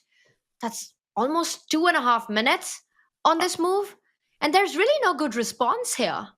I think that you should avoid the endgame if you're Alireza. I think you should actually take twice on g4 and then go long castle, or maybe play f3 in this position, as ugly as a move like that looks. F3 and queen d2. Pretend that nothing happened on the king side and that you're playing a mainline dragon. But it's not usually Alireza's style to liquidate into a worse endgame. I guess he just doesn't see as you said, a suitable alternative. And you're absolutely right. This position is on the board, and I think we will see rook c8. I mean, it's a pretty automatic kind of move to make to tie down this knight even further, maybe even set up an exchange sacrifice on c3. And we know that that's one exchange sacrifice Maxime Vachier-Lagrave lives for. In all his night of games, how many times have we seen to win that central e4 pawn, giving up that exchange, destroying that pawn formation? You also have ideas of the b pawn moving forward to destabilize that knight. You could do it after you get your rook to c8, b5, b4 if you want to play it safe. Yes, material balance. White for now looks like you've got a good pawn formation, but the lack of coordination between the rooks, that bishop on g7, which is going to combine with the rook on c8 and the b pawn moving forward, big questions are about to be asked from Alireza. And I think Maxime, he's about to make his move. And looks are very deceiving. By the way, Maxime probably considering whether to play rook c8 or to initiate the pawn storm straight away with b5. It's sort of two sides of the same coin. Both moves target the knight on c3. But looks are very deceiving. You know, at first sight, it doesn't seem like white could be that much worse. Your pawn structure is mostly intact. Black has more pawn islands. White's pieces seem fairly well coordinated. And Maxime actually plays a third move. He drops his knight away to d7, also targeting the knight on c3. But the point is that this bishop is such a beast. The knight on c3 is under fire, and I can understand why he played this move, Tanya, but I'm a little bit confused. Why is he allowing bishop d4? Maybe Alireza can even move the knight and sacrifice the pawn on b2. Very committal decision by Maxime, and let's see how this works out. I'm surprised because rook c8 just felt like such a Maxime move to make out of this opening. And it's also a very natural move in this position. Knight d7, Maxime, he's trying to maneuver the pieces, but this just means he trades off the absolute glorious bishop on g7. How do you avoid it? You would love to keep that bishop on the board, but now White's bishop is doing a beautiful job at the center. I'm very surprised with this decision from Maxime. I think knight d7 was an inaccuracy, but I think he's still quite a bit better. I think after trading in knight e5, he has a second asset, which is the h-file. And it's crazy how robust Black's advantage is, that even if you eliminate seemingly the only reason the advantage exists, you're still quite a bit better. And again, it's because the knight on c3 is going to be tied down, and it's because Black possesses total monopoly over the only open file. You could put a rook on h3 whenever you want. So White's still worse. I hear you, Daniel, but White has the option to actually, I was going to say, is to stop b5 with the move a4, but then I immediately realized that a4 doesn't help the cause. Maxime can anyway push that b pawn up the board. b5, and I believe a4 has been played. b5, I think, is still possible because that c2 pawn is so tender. Sure, take that b5 pawn, let my rooks get activated. Winning rook c2, rook b2 at the end of those lines can only favor Maxime. Is he going to go for the direct b5 here? Well, there's a fork in the road, literally and figuratively. There's also a fork that's constantly pestering White on f3. So you're calling it at the end of a long variation. It can be very easy to forget about the presence of an additional resource like knight f3. So if you're Alireza, make a firm mental note to yourself to check for forks on every move. Check for forks on this move, especially because knight f3 is threatened. What is Maxime trying to provoke? He obviously isn't under any illusions that Alireza will miss the move knight f3. He wants White to play rook g3. I think he wants to swap a pair of rooks so that this knight on e5 is rendered more stable if this pawn shifts from the f file to the g file. Very unpleasant position still, but the fact that Alireza's traded bishops has made his defensive task a bit easier. And the fact that he stopped this b pawn from moving forward has also helped that cause as well. That rook on b4 is doing a pretty good job. It's tying down the rook on c7 and stopping any queenside expansion. I like your idea of further trading the very active rook that Maxime has with rook to g3. Yes, it makes a bit of a weakness of your kingside pawns, but not so easy to get to. Daniel, the last few moves from what we had in this position, I think Alireza's got reasons to be pleased so far. Wow, rook c1, another inexplicable move for me at least, to place that rook behind the c2 pawn. Well, yes, he wants to free up that knight on c3. But there's a tactic in there's another fork, right, with knight d3. Wherever White goes, the forks will follow. So do not play a move like knight d1. And maybe Alireza wants to play knight e2. He can do that on his own. I'm not joining him for that party. he can go his own way. No, he thinks better of it. He goes back to d4. And is he floundering a little bit? Is he starting to get tilted by all of these forks and the fact that he can't seem to move his pieces to any meaningful square because MVL has dibs on all the cool squares? And the king playing its part as well, right? King is a piece in the endgame. Right now, it's centralized and defending that d6 pawn. b5 always on tap if that knight was to move away. Also, the other threat, knight from e5 can jump further to c4, targeting that b2 pawn, the key defender of that knight on c3. Actually, the more I look at it, knight c4 looks like a threat. It's hard to make a move, and it can be hard for people to understand why a position like this is unpleasant. Well, put yourself in White's shoes. I mean, what do? You're literally almost paralyzed. And you have to make sure that a move you make doesn't make the situation worse, as this one does, because he's walked right into the move Rook H1. And I think White's position becomes critical. It was bad, but defensible. After Rook H1, I thought it would be borderline lost. Instead, we have Knight C4. You pointed this resource out, Tanya. MVL going for White's queenside pawns. Rook H1, But though, the computer doesn't like was that a juicy move. It really was, because it just dominates that white knight, and knight c4 always in the air. Again, I have a feeling that Maxime realized it. I don't know if you saw that reaction on the board, but it's such a skill to let go of what has happened and only focus on what is on the board and coming up ahead. It's a very difficult task, easy said than done when you think about missed opportunities, but the best in the world have the ability to do that. Maxime, rook to h4, now targeting the e4 pawn. That knight on c4 is tying down the knight on d1. Alireza, b3, he's down on the clock, the position a defensive task. I don't believe Maxime can pick up the e4 pawn. Is rook takes pawn because king f3, there are all these double attacks that you have to be careful about. b3 is an excellent move. And if Maxime wins this game, then nobody will pay attention to this. But Alireza is, of course, so resilient. And b3, I think, was essentially the only way to stay alive, because you cannot expose your other side. If you play f3, the black rook will just sink its teeth into h2. Now black can still play the move rook h1, but has that move lost some of its effectiveness? I think it has, because now white can inch the king over to the left, king to d2, with the aim of unpinning the knight. So black's advantage, as stable as it is, as robust as it is, if you give Alireza a couple of moves, he's eventually going to untangle. And guess what? If he untangles, there is a weak pawn on g6. It's not a forever advantage, and Maxime has to get down to business here. And I think he is. Rook to f4, an active square, but talking about unraveling your pieces, that white knight from d1, it really wants to get to d3 to try to trade off its counterpart on e5. But I think Maxime is setting up a trap. Knight b2 lends itself to the move knight to g4. And then suddenly, which again is a big threat in the position, the rook on e3 will be forced to move away from the defense of not just the e4 pawn, but the f2 pawn as well. The knight on d1 still remains stuck for Alireza, which means the rook on c1 remains stuck as well. And for the first time, he's under some serious time pressure. Now he's under 2 minutes. That becomes a factor. He might have to bite the bullet and play f3. When you've got a position that's this bad, you have to prioritize and you have to choose the lesser evil. Every move you make is going to have some drawback. Either it gives up a pawn or it worsens a piece in order to improve another piece. But you have to prioritize what is the most important defensive task right now. And to me, the answer is pretty clear. Knight g4 is a very concrete threat. You cannot afford to just give up the e4 pawn. But it's easier said than done, Tanya. f3, rook h4. Imagine dealing with a rook on h2 with just a minute on your clock. Man, the way that Maxime is just tightening the screws here, he's not playing perfectly, but he's made so many heads-up positional moves. His intuition is just phenomenal in these types of situations.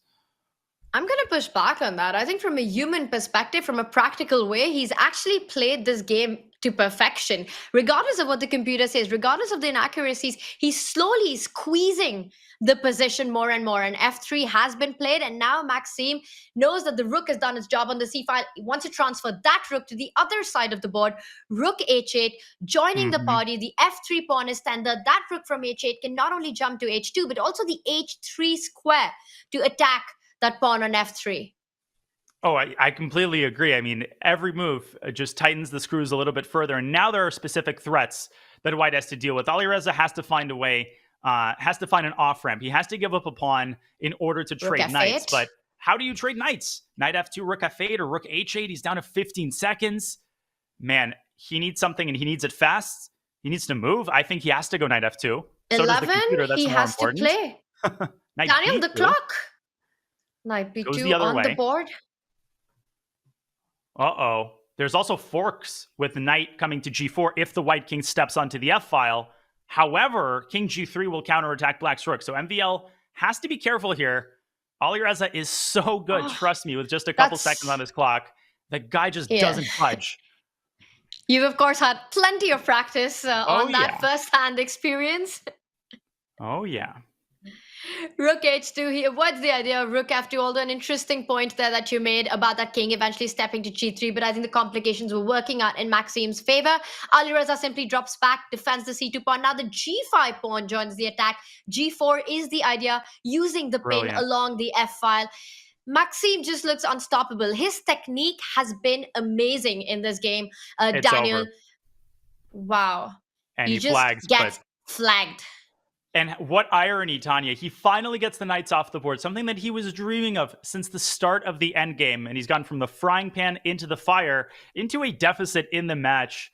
That was masterful. Jose Raul Capablanca, the positional masters of the past, apart from the Najdorf, right? They would ignore the opening, but they would be very proud of the way that Maxime handled the technical task in that game.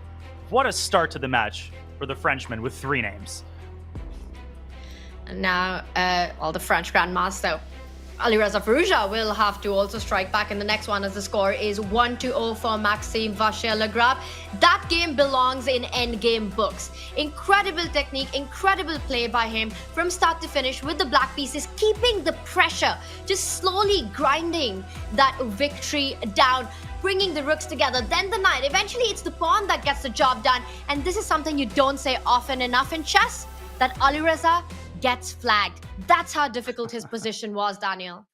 Indeed, and that's why we weren't, freaking out when his clock was going down to 0. Technically, he lost by flagging, but obviously the context behind it was that his position was getting worse and worse, and it was absolutely indefensible, probably even with an hour on the clock. And the way it all happened is pretty surprising. I think everybody was expecting a Najdorf, but very few were expecting the game to go in the direction that it did as early as move 8. Alireza essaying a freak attack, rook g1, that's the name of the variation. It's a pretty fashionable move, and Maxime responds with a Dragodorf setup. Now, things go haywire very early on. Alireza plays this slightly incautious move, bishop e2, which leads to the h-file opening up. Here, there was a brilliant tactic that simply won a pawn with knight takes g4. MVL missed it the first time, but not the second. He made it work in an even more difficult version with bishop takes g4. It was immaculately calculated, and it led directly to the endgame. And MVL proceeded to convert in very fine fashion. Maybe in retrospect, this was the moment where the computer indicates Alireza can curb the advantage with a very difficult move, knight d5. This is not an easy move to make. You have to give up b2. But Alireza did not fully understand the gravity of the situation, and really neither did anybody. Knight coming to e5, and he just starts tightening the screws and twisting the knife, using both sides of the board, creating threat after threat, parrying any attempts at counterplay that Alireza Firouzja might have been entertaining. And eventually, it wasn't perfect, but it was damn near close. Rook f4, inducing weaknesses. The other rook joins the party, and once it joins the party, the death bell starts to toll. g4 was the last move in the game. Alireza flags, but his position was simply hopeless. It's falling apart, and he's got some work to do because MVL is the Magnus Slayer, and he hasn't missed a beat. Maxime Vachier-Lagrave has been the consistent conqueror to Magnus Carlsen, and this game, once again, just amazing play from start to finish, taking the lead with the black pieces. What an endgame. And I think this is what makes Maxime such a universal player. He's popularly known as the guy who loves to play aggressive, combative chess. When it's the tactics, when you see him sacrifice his pieces for the initiative so many times, whether it's in the Najdorf or those Grunfeld variations, or sacrifice his pawns to get the pieces out. But this one was just a pure masterclass in strategic play, improving slowly and steadily every single piece on the board. And for Alireza, he plays the next game with the black pieces. Maxime today is bringing out his A form for this match. Daniel, What does Alireza need to switch up to take this to a level match? Well, I think the consolation as the second game kicks off, there's two consolations here. The first is that Maxime is not the kind of guy who plays passively or conservatively with the white pieces. So if Alireza plays a combative opening, maybe we'll get another Najdorf. Alireza, a Najdorf player as well. You will get your chances. You will get a tactical position one way or the other, most likely. Although Maxime has diversified his repertoire in recent years. The second source of consolation is that if you're Alireza, you're a slow starter. You're used to this. He actually is a slow starter. Remember the comeback against Magnus? Remember the Bullet Championship where he was down in almost every match? Now, this is a very different format against a very different caliber of player. But nevertheless, Alireza never loses hope. He can play for the win with either color equally well. And this is just the first game.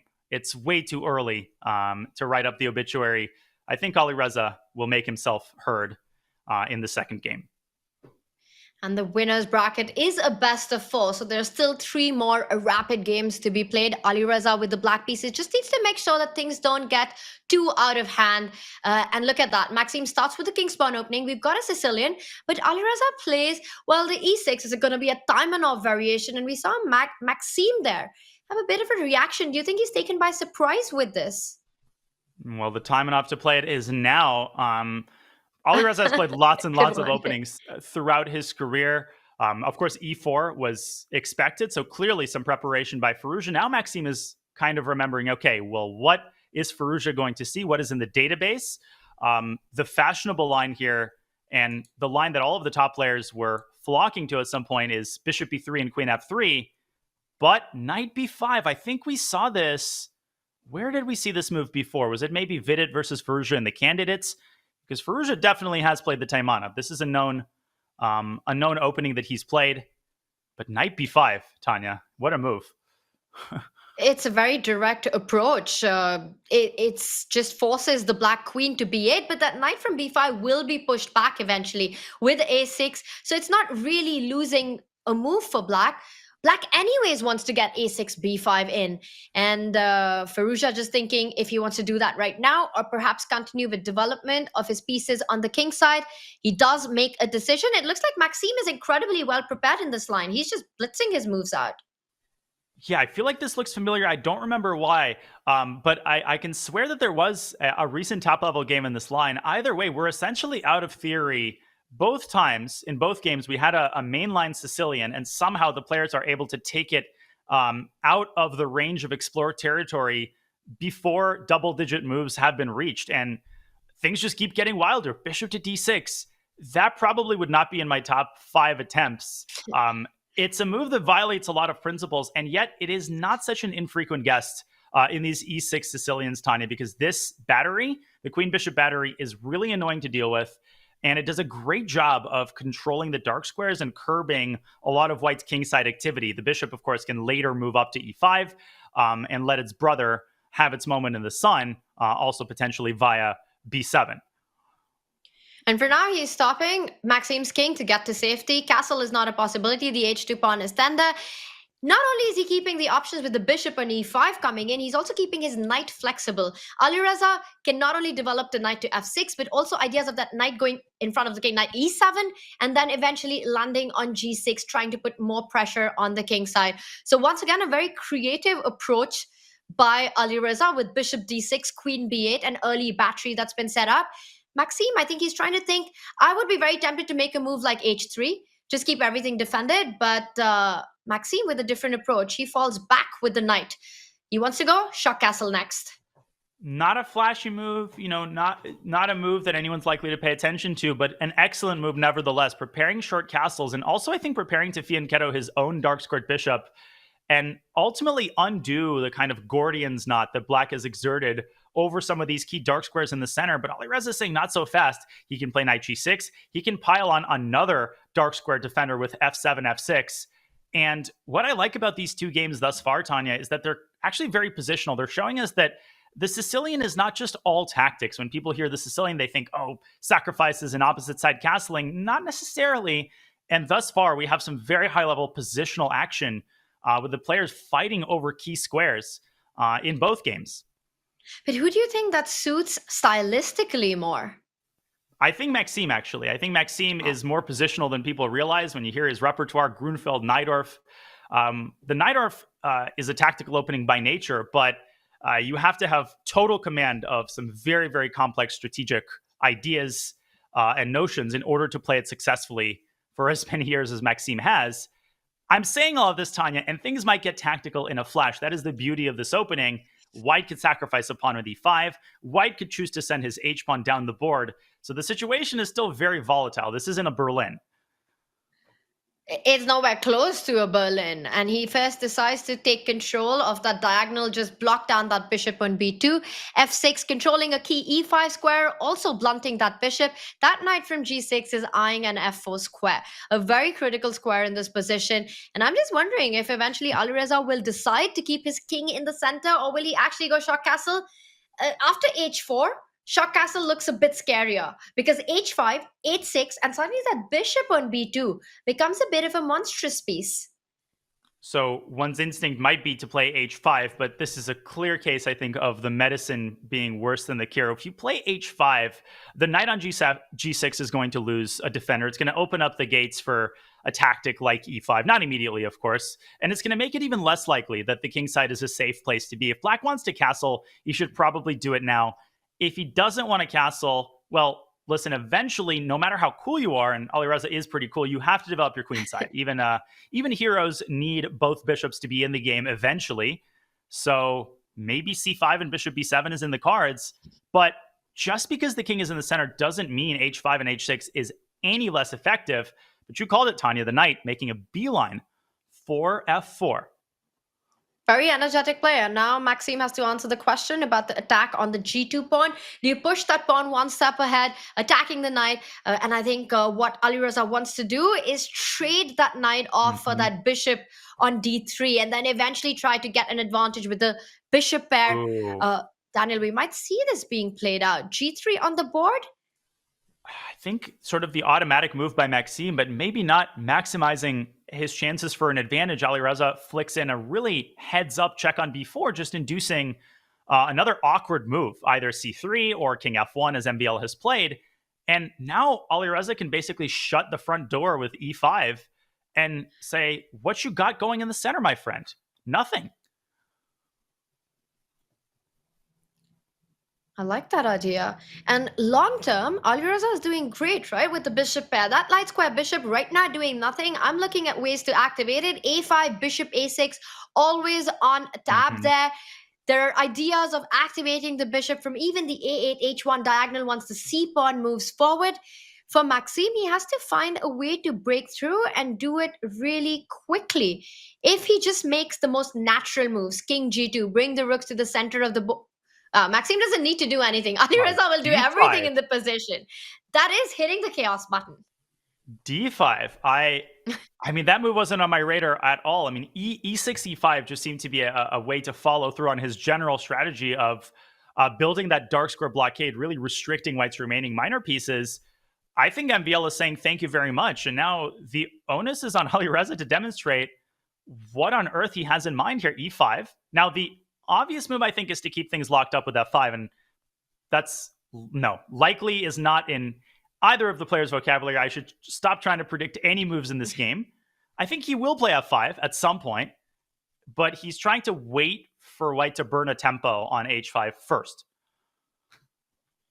And pawn takes pawn is not a happy decision for White, even though it looks like you're weakening that black king. But I believe that center will be very powerful after taking the pawn. Pawn takes pawn, e5 following forward, that bishop coming out. Maxime wants none of that. He says, I'm okay to trade the central pawns as long as it's on my terms, which is to grab that central e5 square.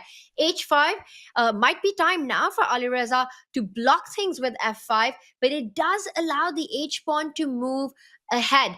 Daniel, if Alireza plays the move h6 to stop h6, then Maxime will be happy to pick up that f6 pawn and trade, creating a weakness on the h6 square.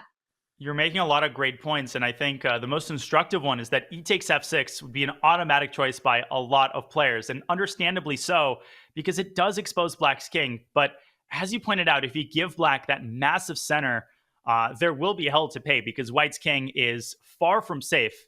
Well, now it's kind of safe. And now both sides should not get too enthralled by the fact that the center is closed. It's closed right now, but it's not going to be closed forever, especially if White plays a move like c2, c4, or Black tries to open up the long diagonal with c5 and d4. So there's kind of a calm before the storm, sort of a brief ceasefire period here, but eventually, once the players assemble their pieces into position, I think the center will open right back up. This peace before the chaos is not going to last for too long. There's definitely a break coming from somewhere. I'm again thinking about ideas of activating that bishop either from the queen side. And I think, yeah, we are seeing that on the board. He wants to get that bishop to a6. Your idea c4 might be forced here, Daniel, to try to take control of that diagonal. Yeah, it's funny because who benefits from the center being closed? Well, it's typically the side with the knight. So it is White, but it's kind of a controlled burn situation where you want to kind of preemptively open up the center, but just a little bit, so that the center doesn't kind of blow up in your face. It's an interesting concept, and you called it. C4 is on the board. And Black, of course, also does not want to rush with d takes c4, because guess what? Look at Black's king. Look at this pawn on h6. What White wouldn't give to get access to any of the squares surrounding the g7 square, including d7, including g5. So Alireza keeping things closed for the time being, but the tension keeps building, Tanya. It's building and building, and it continues to build. Rook d1, not a move you play if you think the center is going to remain closed. He's just preempting captures and trades in those central open files. I'm already eyeing ideas of that knight from f3, either jumping to that central d4 square or the g5 square, putting pressure on that e6 weakness that exists right now. Even if you lose the c4 pawn, even if you were to give up 2 pawns to activate your queen to d7, the square that you highlighted, you do it happily because you're getting to that Black king. If there's a way that Maxime's queen can find an inward towards that g7 square, along the dark squares, just anyway, it's game over for Alireza. So he has to keep the center closed one way or the other. Daniel, I'm looking at ideas where we might even have a potential sacrifice. Knight g5, give that knight up for that e6 pawn. And I'm not saying it happens right now, but create a weakness d5 pawn, trade. This is a faraway future, but I think it's very likely that we're going to see some sacrificial play to get that queen to that g7 square in this game. This is such a complex position. There are so many candidate moves here for Black. I mean, you could put a rook on d8. You could move the bishop away. This would be my choice, I think, to play bishop back to e7 and potentially create the threat of d takes c4, although I'm absolutely not convinced it's a threat. The ancient Roman philosopher and chess commentator Robertus Hessus liked to say in the old days that the side that controls the pawn breaks controls the position. Well, it's absolutely unclear who controls the pawn breaks here because there are no pawn breaks per se. I guess Black does have the move f4 that he could throw in, and we do see bishop e7, but it's absolutely not clear who is in control of the situation in the center. And the answer to that question is going to determine the winner of this game. Now I would be very tempted to try to reposition this bishop to b7. Black's greatest asset is the fact that he's got a light square monopoly. By definition, you have to try to make use of that if you're Alireza, but without getting checkmated, preferably. That would be the small important detail right there. And after c5, you have to calculate the lines of what happens if White was to get greedy with the d5 pawn opening up that diagonal with the e pawn eventually moving forward. Looks far too scary to do that. It's also really important to keep the d5 pawn as safe as possible. Daniel, this last move, queen to c2, is White hinting at taking on d5 next because he has sidestepped from that pin along the diagonal? Or you're pointing out another really nice positional idea. Well, I'm not convinced that c5. I mean, the computer is all aboard the c5 train, but remember, that's a very committal move. There's no going back from that. Literally, you can't move that pawn back. So MVL is confident as c5 is played quickly that he benefits from the center now being closed. And I can understand why. He's got this juicy square on d4. Now, people shouldn't, groan. The game is not going to get boring now. And I think Alireza shows that with the very next move. But he's going to stop it with g4. You just don't allow this F line to open up. You keep your king safe. And now the question is the c5 move. It has weakened some light squares. I do see your idea of knight d4, but also the c5 pawn is weak. Is queen b5? Is this the moment to put your queen on b5? At first I was afraid about knight d4, but what is that working out to? Because queen c5, queen takes queen, bishop takes queen, knight takes pawn. It's absolute madness there. Yeah, the complications there are completely inscrutable. And what is clear is that Alireza is suddenly down 3.5 minutes on the clock. This is one thing I experienced playing MVL. He's almost like Nepo. He doesn't play quite as quickly in the middle game, but he often makes difficult decisions on the basis of his phenomenal, almost impeccable intuition. And this pays handsome dividends later down the line.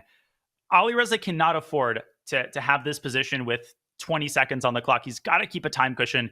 He's doing his best.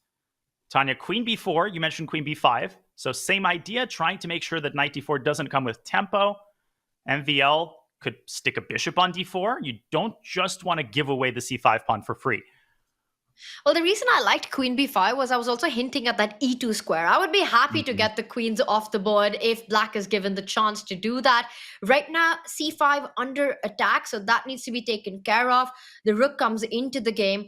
Knight d4 on tap. The only thing you have to watch out for after a move like knight d4 are tactics with the f-pawn moving forward. It's still a very rich position. There's still so many complications here, and it's all about who gets to whose king first. Both kings looking pretty weak to me, and Daniel, 1.5 minutes for this position, even for a player like Alireza, it's not going to be easy. You just have to trust your instincts. And queen to e4, this move was not on my radar at all. Then you pointed out queen e2, and I thought there is a chance to trade queens here, but that would involve opening up the d file, and maybe too steep of a price to pay, decides Alireza, as he initiates some queenside play with a4, obviously trying to open up some territory for his pieces. Now MVL will probably try to get this queen off his back, and he can do that with bishop c3. He finds a much better way to do that with rook to d4. We're going to get a trade on b3. Alireza obviously going to flick that move in to avoid losing a pawn. Now he's going to drop his queen back, and now the fight kind of shifts, I think, over to the queen side, although trying to predict where this game is going is a fool's errand indeed. But such fantastic control by Maxime Vachier-Lagrave. Just making sure that everything stays defended. He's using his pieces beautifully right now. Alireza's got to be feeling the panic. He's already down a point in the match. Losing this one would be absolute disaster. Daniel, there are big ideas still that exist on the king side. In case white is ever allowed to bring that knight to h4, yes, the bishop on e7 defends that square. The knight h4, knight g6, there are sacrifices in the air once the knight gets active. You're pointing out the a file. White has access to the left side of the board. Rook a4, rook a1. More flexibility in Maxime's position, more time on the clock to navigate the possibilities. And any diligent student of positional chess knows that the best square to occupy a kind of a blockading post in front of an enemy pawn is a knight. Now, the rook on d4 is fulfilling its duties nicely, but eventually it wants to vacate the parking spot because that spot is reserved for the knight. You don't want to get the rook towed from d4. So the question is, when do you do that? Do you move it to a4? And the drawback of a move like that is that you might be giving up the a file. So MVL tries to do that in a more clever fashion. Bishop to c1, switching his attention. Forgot about that f4 pawn. Well, I didn't, and neither did Alireza. G5. And man, would white love a bishop sitting on d3 right now. What he wouldn't give for a bishop like that. But he can't quite make it to the king side. Is he going for a maneuver like this, Tanya? And is that too slow? Does that give black some counterplay on the queen side? This is anybody's game, actually. I don't think black is just passively waiting here. Alireza is going to try to whip something up on the queen side. That's very creative, and he's doing it. He sets up a battery, so if the rook was to move, the bishop enters through either from d3 or from e2. Some really nice squares there. You can play that move anyway if white plays knight d4. You can still play bishop e2 because of the tactics with the move f3. Oh, that's beautiful. Wild. I was also thinking about starting with f3, but combining the two ideas. So Maxime needs to be a little careful. Incredible precision as well by Alireza, now playing well. He's been behind on the clock for so many moves. He's so precise, even when he's down. His bullet skills on full display right now. Knight d4 is not an option. Bishop e2 is still coming in. What happens? Are we seeing a turnaround in this game? Yes, and it's a positional turnaround because that knight is the pride of White's position. It is the reason why MVL did the things that he did. Alireza needs to grab that knight because he will have exactly one chance to do that. And it's come at a pretty steep cost. He's given up the A file and tried dealing with a move like Rook A7 with 40 seconds on the clock. Definitely Black is now doing well, according to the evaluation, but this position is so volatile. Rook A7, and I just don't understand why Black is doing well. C5 pawn, I don't care about that. You're coming for the king. The H7 pawn is tender. Queen takes pawn. It's hard to imagine that's even a possibility. Alireza keeps everything defended. Rook to F7 on the board, and now he wants to take that C5 pawn. Defended.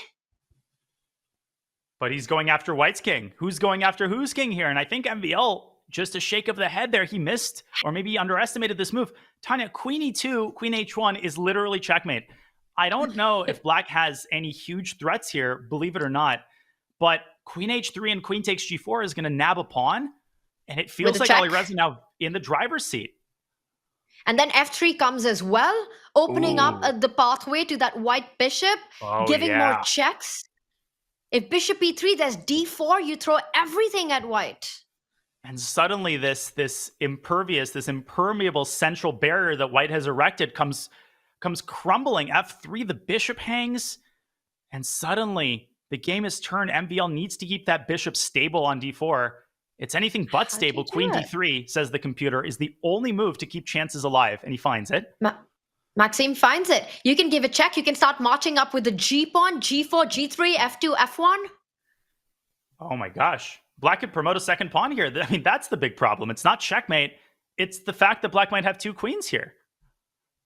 And if you fall back with the bishop, blocking the check, I don't know, Maxi, if Alireza wants to pick up that E5 pawn, but with the rook on C7 hanging, maybe I would be a bit terrified. There's always Queen B4 check, keeping everything blocked and under control. This is incredible precision by Firouzja, but he's down to 20 seconds. Can MVL find one way, any way, to complicate this game, generate counterplay of his own? The easiest way to do that is to grab C6, Tanya, but he might not be fast enough. That C pawn is so slow.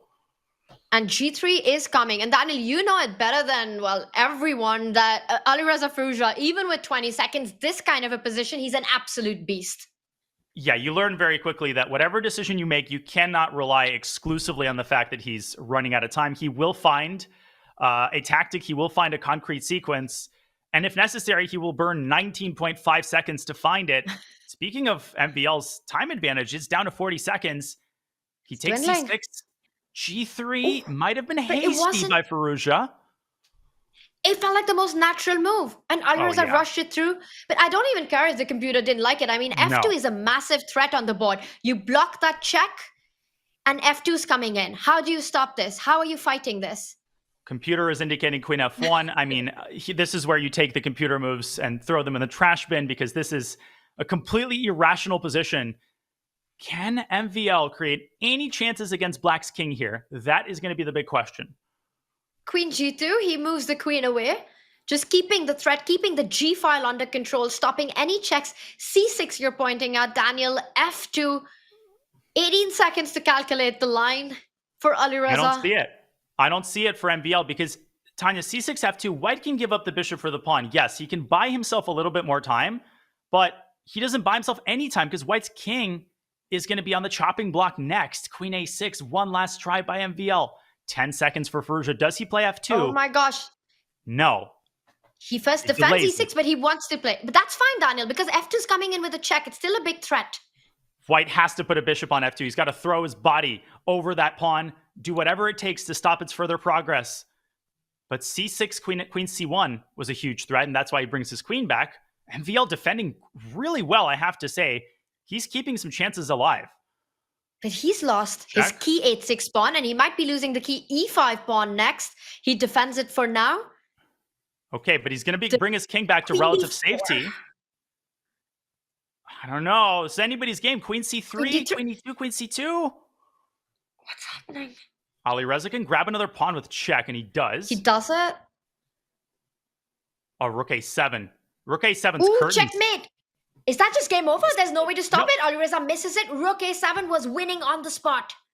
And now he goes for the queen trade, and now it's anybody's game again. Takes in c6. It's not about the quantity of pass pawns. Who's got the faster pass pawn? It might be white. 2 seconds for Firouzja. He might lose this game. Rook takes f8 and c7. He's going to lose. Oh my gosh. Rook takes f8. And white queen's first. If Maxime finds it, he finds it. But it's still a game. He takes f2. This actually might be a draw now, but definitely it's white now pushing for the win. And you can't pick up the rook on b3 because black queens. There are checks on the board. 4 seconds for Alireza. MVL should check. Ooh, queen c4. What a gutsy move. But he just allows the rook to reposition to a better square. Now I think he's got to go for the perpetual. He's got no choice. Rook e2 is coming in. e6 pawn is defended. Yes. Even if you win that rook with checks, black queen, so you just have to keep checking. This one's going to end in a draw right now, right here. And that's it. It was the only way. What a crazy game, Daniel. I'm speechless. And it seems that we get this every time in the winner's bracket, in the loser's bracket, in the CrunchLabs Masters. I think a draw is a fair result. A win for MVL, that would have been a travesty. And Maxime, let's take our hat off. Just the amount of time that he defended that position, the way that he stayed alive and found the chance. What a save as he keeps the 1-point lead. Which means it's now crunch time for Alireza Firouzja. He's going to have his final white of the day. Only 2 rapid games remaining. He still has to find a way to level the score. And this one ended in a draw. But an absolute topsy-turvy fight that was. Daniel, both these players, incredible resourcefulness, resilience on the board, finding these tricky ideas on seconds. How do you guys do it? And by you, I'm involving you in that exact same group. Man, I just follow the example of someone like Alireza Firouzja. I've succumbed in time pressure situations so many times. So it's great to see him meet another player like that. What a game. I could spend literally the entire broadcast, not an exaggeration, talking about this game. But in the game review, I'm just going to hit on the important moments. So the opening was a Sicilian Taimanov. It actually started out, believe it or not, in rather positional fashion, at least compared to most Sicilians. Now, the decision that we were surprised by that kind of triggered all of the pandemonium was d7, d5. If Alireza pushed the other pawn and locked up the center this way, he would have probably had an advantage. Later on, he would have exploited his bishop pair and maybe prepared f5. Instead, after d5, the center got completely locked up. f5, h6, MVL, provoking some kingside weaknesses. Then a long maneuvering phase started where both players jockeyed for position in preparation for the center inevitably opening up, which it essentially never did. The queen side opened up, then both players transitioned their pieces to the queen side. Black grabbed control of the a file, but white immediately switched tune and attacked the f4 pawn. A lot of maneuvering, then suddenly a turnaround, bishop e2. This was underestimated by MVL, as Alireza is able to eliminate the knight, which was the pride of white's position. Now it seems that black is in the driver's seat. Here comes black's queen. Alireza infiltrates. He wins one of white's pawns with check, and a better position becomes a winning position as Alireza quickly identifies the winning idea, or so it seems, to push g3 and to force white to give up the bishop for black's other passed pawn. But MVL would not go gentle into that good knight. There were some wins that were missed, but we don't have time to talk about it. Excellent play, all things considered, in such a wild position with so little time. The biggest mischance for Alireza Firouzja came at the very end of the game. In this position, the calm rook a7 would have set up unstoppable threats against white's king. Instead, he initiated the queen trade, which allowed white to initiate one last burst of counterplay as the c-pawn advances forward. MVL is the one who makes a queen first, but it's not enough to win the game. Alireza has just enough material to force white into a perpetual check. A game full of twists and turns. A game where both players gave everything the entire time, but they can't have given everything because they got at least one more game to play, and Alireza has a 1-point comeback that he needs to make. What a game. What a game, and what a fast and furious breakdown by you, Daniel.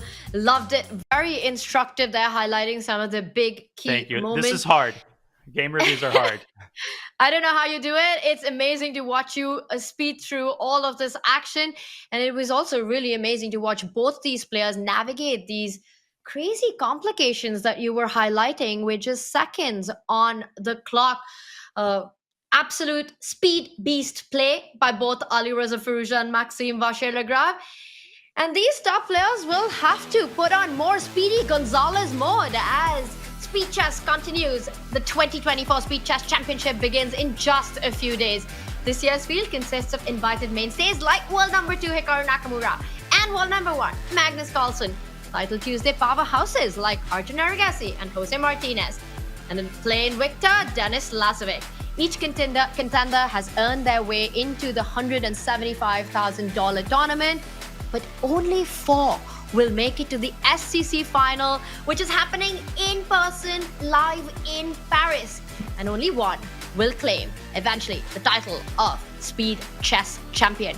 The action begins this Thursday, that's July 25th. Mark your calendars, July 25th. So tune in wherever you watch Chess.com streams and use the command SCC in chat for everything you need to know about this marquee event, a Speed Chess Championship coming up soon. And coming up soon are the final 2 rapid games in the winner's bracket. Alireza Firouzja has to at least draw the next game to get the 4th game, but can he level the score? We will find out in just a few.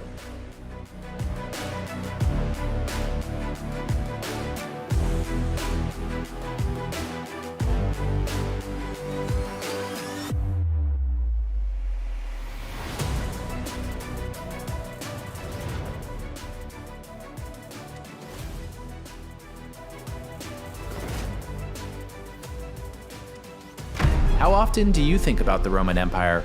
This July, you can think about it every day while you battle some of the ancient world's greatest and most fearsome leaders. Augustus, Hadrian, Cleopatra, Caligula, and of course, Julius Caesar. Play them all on Chess.com. Do you show a bunch of different faces to psych your opponents out? You felt very uncomfortable answering that question. He's lying, okay. Do you have a Lee Chess account? Did you successfully trick the lie detector test at any point in the game? Huge lie. Are you really worth $50 million? Are you intimidated by Magnus Carlsen? Do you consider yourself a genius? You know, he tried to dodge the question now. No way he's telling the truth on that.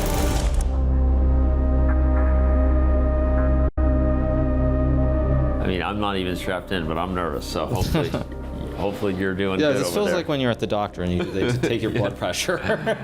We're here with another episode of Lie Detector Chess. The one and only Hikaru Nakamura has been strapped in. Super Grandmaster, your streamer, World Fisher Random Champion, 5-time US Champion. I didn't come with a pedigree list beyond that, so we'll leave it there. It's good enough. Pretty good intro, okay. You know who he is, or you wouldn't be watching this video, that's the truth, because I'm just the guy asking the questions here. Hikaru has never seen these questions before, and I'm actually just seeing them for the first time now too.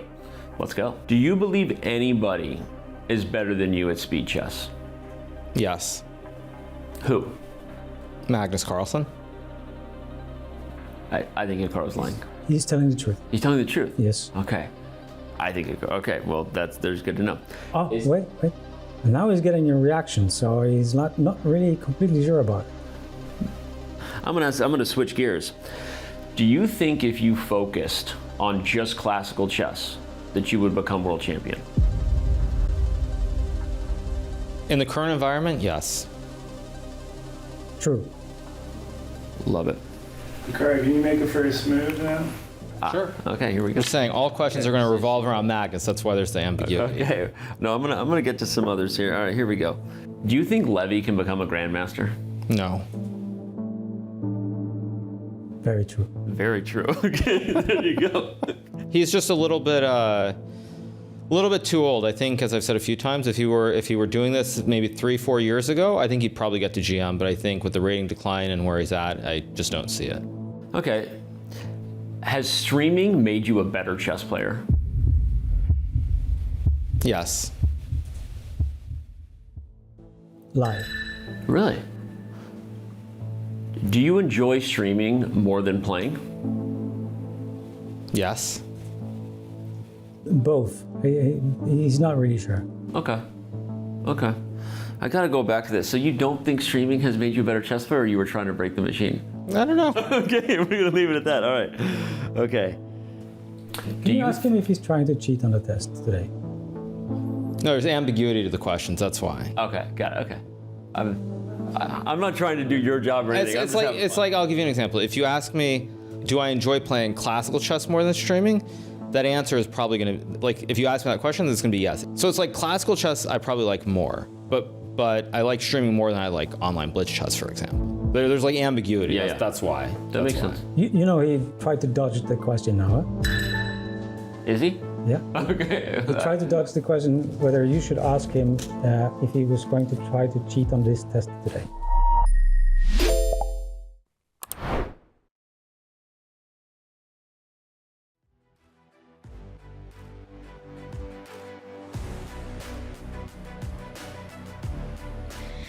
Maxime Vachier-Lagrave maximizing every single opportunity.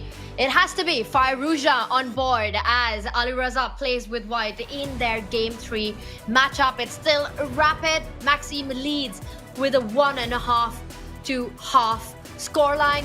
Daniel, this is Alireza's final white in the match coming up in round 3. Are you expecting him to go all out in this one? Well, given the way that this match has gone, maybe that's not a good thing. I'm definitely expecting him to deviate from the previous game. That Rook G1 Najdorf, that did not work out. Now, he might play Rook G1 again, but if he'll deviate, he'll do it very early. And there we go. He plays a different line, same type of spirit. He plays an English attack. This is a more reliable weapon, one that I think he knows better. And E6 by MVL, a Scheveningen structure. I've been an E5 player in this position. I'm also a 1 E5 player, but the Scheveningen setup is not quite as popular anymore. And MVL's so good at taking the game into territory that he's just more comfortable with. The only question I want an answer to is, when are we going to see G4 on the board? Man, Alireza's resisting the temptation. He's like, I played it last game.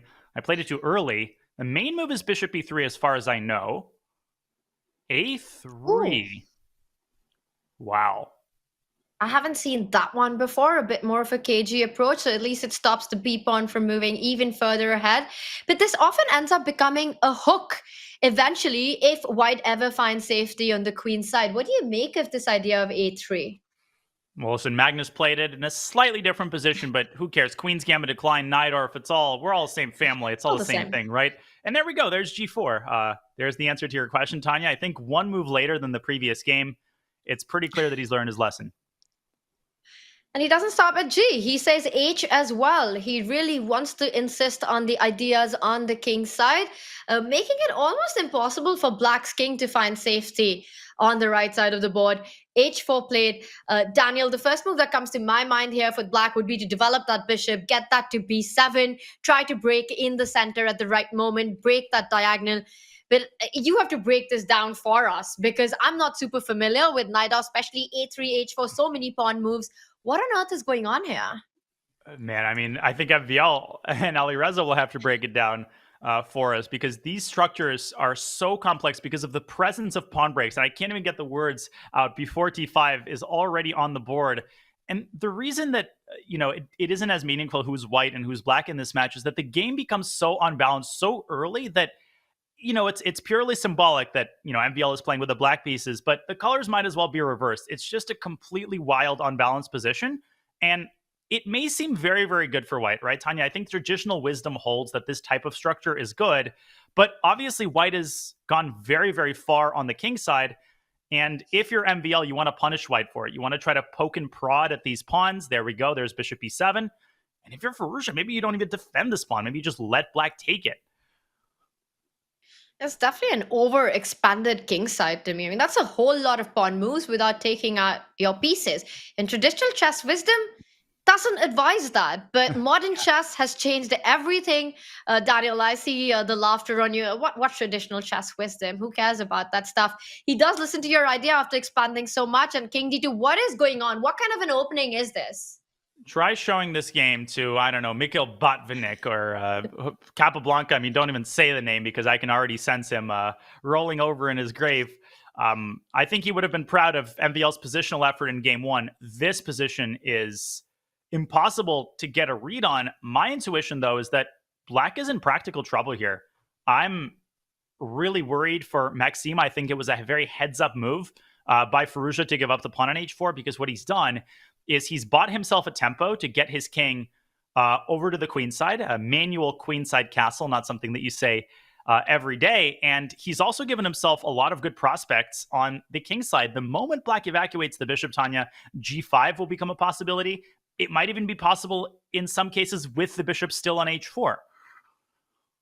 You're making it sound really simple, but what I see is that black has managed to get the pieces out. You're up a pawn right now.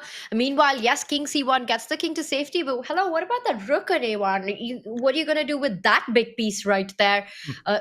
Daniel, it's hard to understand this position in this top level super duper GM opening approach by Alireza Firouzja. Bishop to b7 right now. And he's paused. He doesn't have a clear path ahead himself after giving up the h-pawn.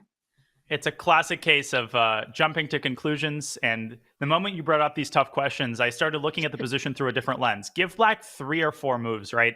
And this almost resembles a classical French structure where black has very clear ways to get things started on the queen side. You're going to go knight c6, rook c8, b4. So bringing the king to c1 does not solve all of the problems with king safety for all of eternity. And we're not even mentioning that black can also use the king side to fight for central control. A move like g5 can come at a very inconvenient moment for white. It can break apart this pawn chain. So I still feel optimistic for Alireza's tactical chances here. But given the time management throughout this match, it just seems like MVL has been the more confident player in ultra sharp, let's call them irrational positions. I love these irrational positions, and that's the style that both these players bring into. While Maxime also has a very solid approach, and I would want to say a more universal ability to handle the positional strategic decisions without getting rash. Alireza's biggest strength, his creativity, his intuitive play, sometimes makes it also very unpredictable for him. And if there's one unpredictable chess position I've seen, it's the one in front of us. King d2 on the board. Pawns have moved forward on the king side. There's no clear break. Yes, if f5 was possible, one would understand it. But the e5 pawn is such a clear target right now. I agree with you. In an almost must-win game, you have white, it's your final white, you need to win a game. It's the kind of position you want, but then you need to keep the pressure on the clock as well. You can't fall behind by 3 minutes and have this position in about 10 moves and have to navigate all the complications that are upcoming. Mm-hmm.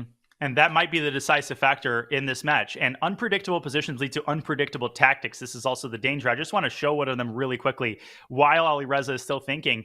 G5 is a move that I was trying to get a handle on for a while. And after h takes g5, f takes g5, this isn't even mandatory. I mean, black can play knight takes e5, but how often do you see a discover check like this? Bishop h4 to e1 check.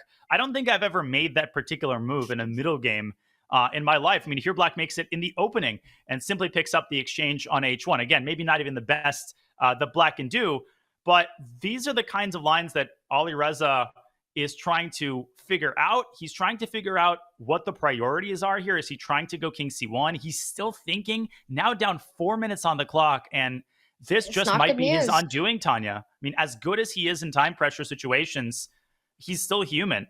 I mean, partially. And partial humans still need their time to wade through the complications without blundering.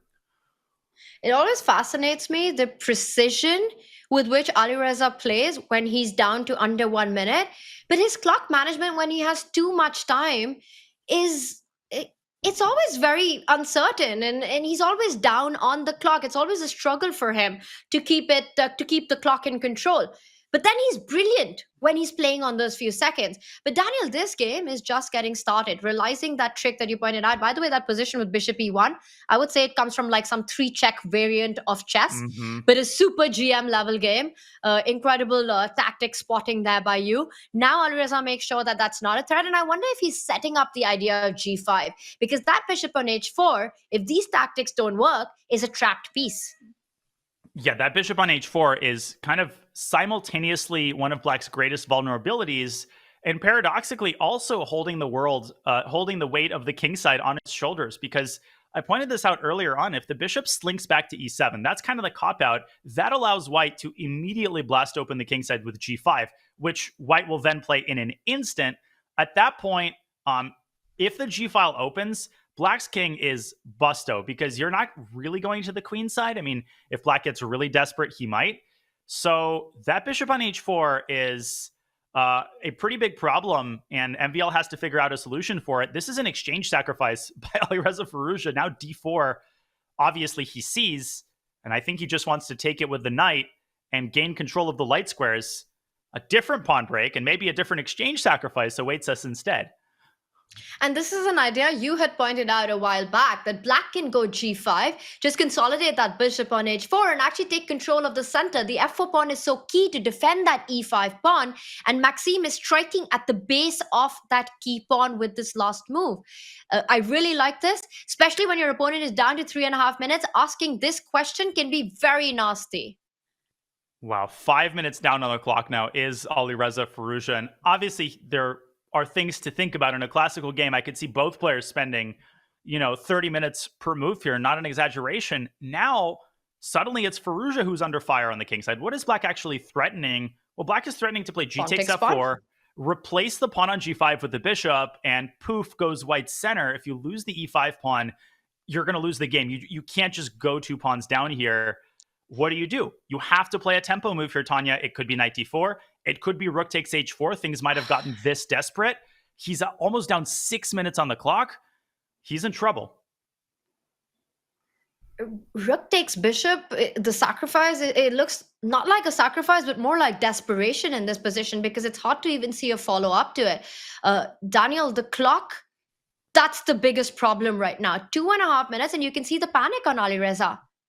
He's just frozen. He's not making a move.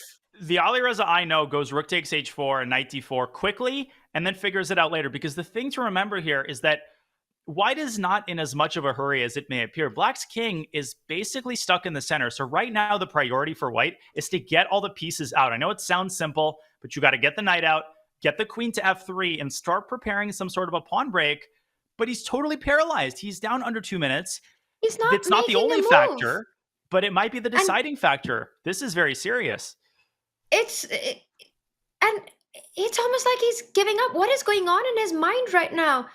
And Daniel, this is not the only critical moment. There are probably 10 more ahead after this. The game is just starting. It's a minute and a half on the clock. It reminds me of that play-in moment between Kovalyev and Nakamura, where we sat there for like 6 minutes waiting for him to move. He's down to 90 seconds. He's paralyzed. He cannot arrive at a decision as to what he wants to do here. I think he keeps hopping back and forth between this move and this move. He's now down 7 minutes on the clock. He's down to a minute. I wonder if Maxime has just made the pre-move pawn takes rook. And eventually Alireza decides not to go for it. What you said would be the most intuitive, instinctive decision that a player like Alireza would make. He jumps in with the knight to d4, but he had to do this about 4 minutes ago.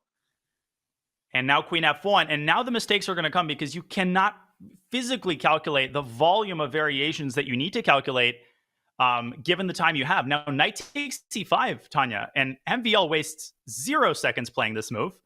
But if there's someone who's capable of pulling this off, if there's someone who you cannot underestimate in this situation, it is Alireza. And MVL cannot blitz out moves a mile a minute. He needs to calculate.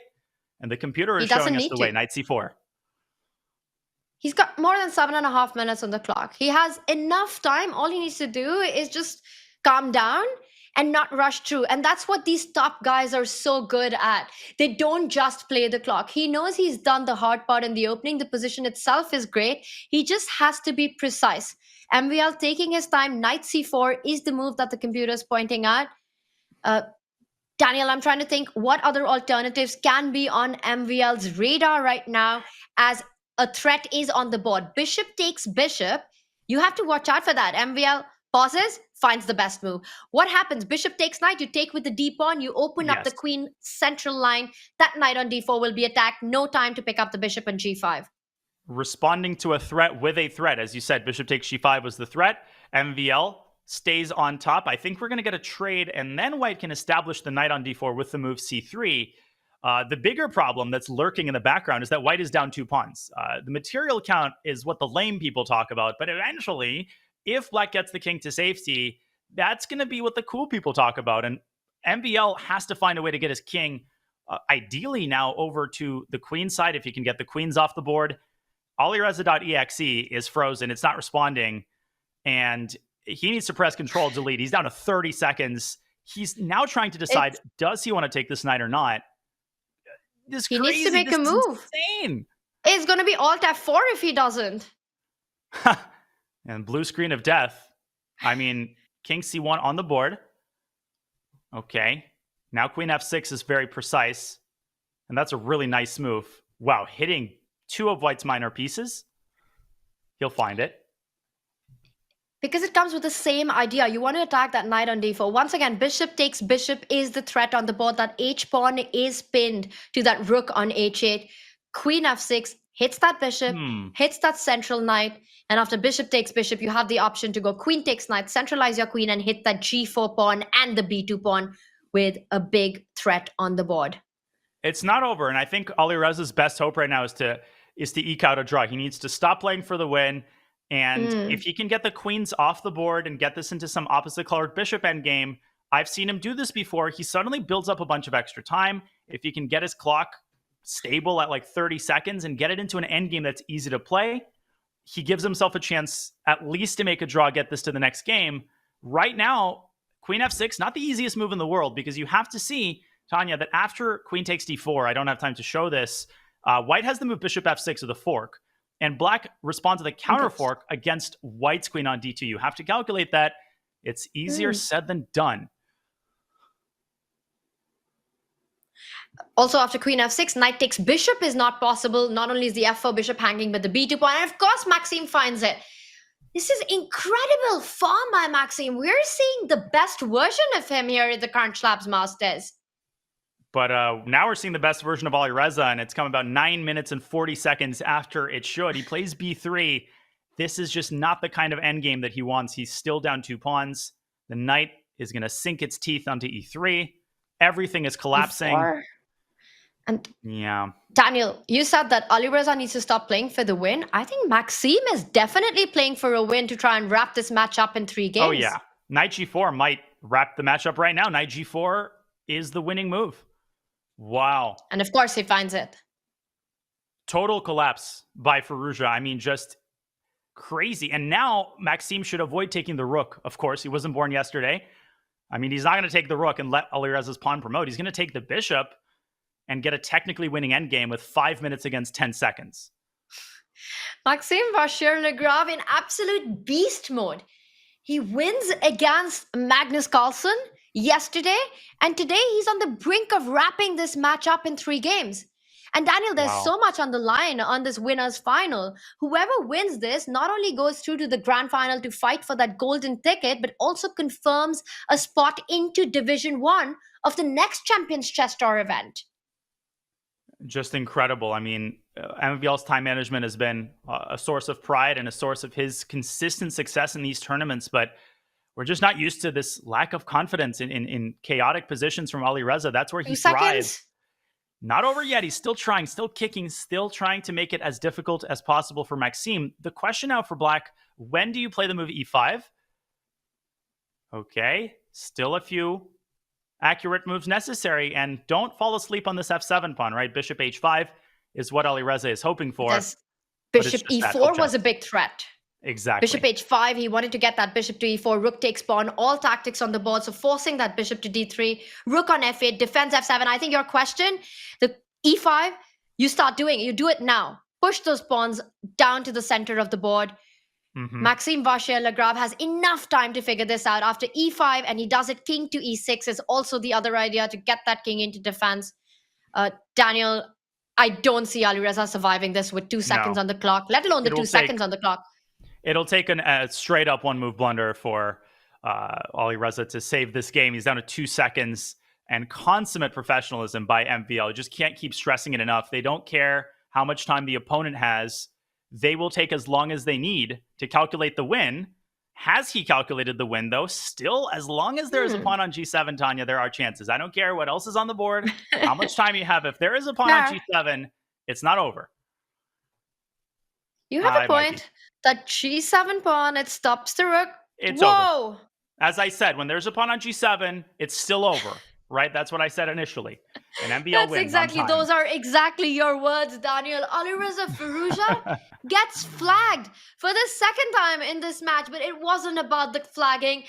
Maxime Vachier-Lagrave, complete domination on the board, domination on the clock, sees him through to the grand final. He finishes the winner's final in just 3 games, 2.5 to half. What a performance by the Frenchman with 3 names.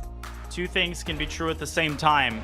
The first is that MVL is on an absolute tear, and he's showing that the momentum, he carried it forward. He defeated Magnus Carlsen, and without even blinking, he defeats Alireza Firouzja. Doesn't even need 4 games. At the same time, Alireza has some things to figure out, because that was some crazy time management. He was doing things that we're not used to from a player with his level of confidence, his level of poise, especially given the recent momentum that he's been carrying forward. He will need to fix those issues and then some, because he's got a loser's bracket to get through. His big consolation is that he's got a chance to fix his mistakes and potentially challenge MVL in a revenge match if MVL can continue winning.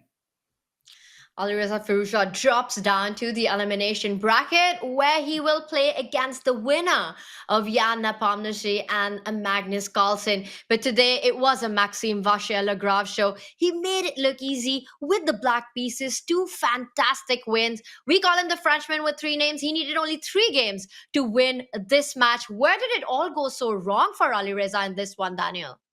Well, it's one of the only times I try not to exaggerate the role of the clock, because it's a given that these players all thrive in low time situations. But this was the one time where no review of this game would be complete without mentioning the moments where Alireza burned almost his entire clock. This is a rapid game, 10+2. It started off as a Najdorf, just like game 1. Alireza deviates with an English attack, F3. And once again, the game goes off the rails really quickly. A3, uncommon move by Firouzja, kind of a waiting move. It leads to some really interesting pawn tension, a quick central strike by Maxime, and once again, Alireza's early pawn activity on the king side comes back to bite him. Initially, I liked the way that he was playing. He gave up the pawn on h4 in order to get his king to safety, and the moment where the crazy happened was here. He has 8 minutes and 27 seconds to MVL's 9 minutes, and after his next move, he has 4:20. He burned over 4 minutes on this developing move. He's still fine on the board. Now another 30 seconds. And after g5, white's center starts crumbling. The biggest chance to keep good chances alive was here. Rook takes h4, a move that I think a confident Alireza, an on-form Alireza, would play quickly. White has compensation. Maybe not enough, but it's still a game. Instead, he burns another 3 minutes, plays the move knight d4, his center collapses, and just amazing play by MVL. Every critical moment, he found the right move. Queen f6 was the game winner. And the point is that if white plays bishop takes g5 and then forks the queen and the rook, black has a fork of his own up his sleeve and wins white's queen. For this reason, Alireza was forced to trade queens. And the last finesse, not taking the rook in this position and allowing white's pawn through, instead taking the bishop, taking the teeth out of white's last-ditch attempt at an initiative, and a flawless conversion. Alireza was down to his last few seconds, so it was the clock management, and it was MVL's ultra-precise play, his command of irrational, sharp positions that gets him this match. He is on a roll. He is the Frenchman with 3 names, and he is beastin' in the CrunchLabs Masters. Incredible stuff. Whether it's tactics, technique, or time management, Maxime Vachier-Lagrave is showing all the skills needed to be one of the best in this format in the world, and he advances through to the grand final. What a game this was. What a match this was by Maxime. And we will be going into a short break. He will be joining us for an interview right after, and that's an interview you can't miss out on. The other thing that you can't miss out on right now is to subscribe on our Twitch channel. And that's because not only does your subscription make our streams possible, but it also unlocks exclusive new emotes for every event, like the Mark Rober emote, plus access to exclusive break time content during shows. You can even use your Prime to claim a free subscription. So use the command subscribe in chat now to level up your watching experience. Do it while we're on the break. Also, think about all the questions you want to ask Maxime Vachier-Lagrave, the player who's been on beast form in the CrunchLabs Masters so far. We will be back in just a few. with Maxime.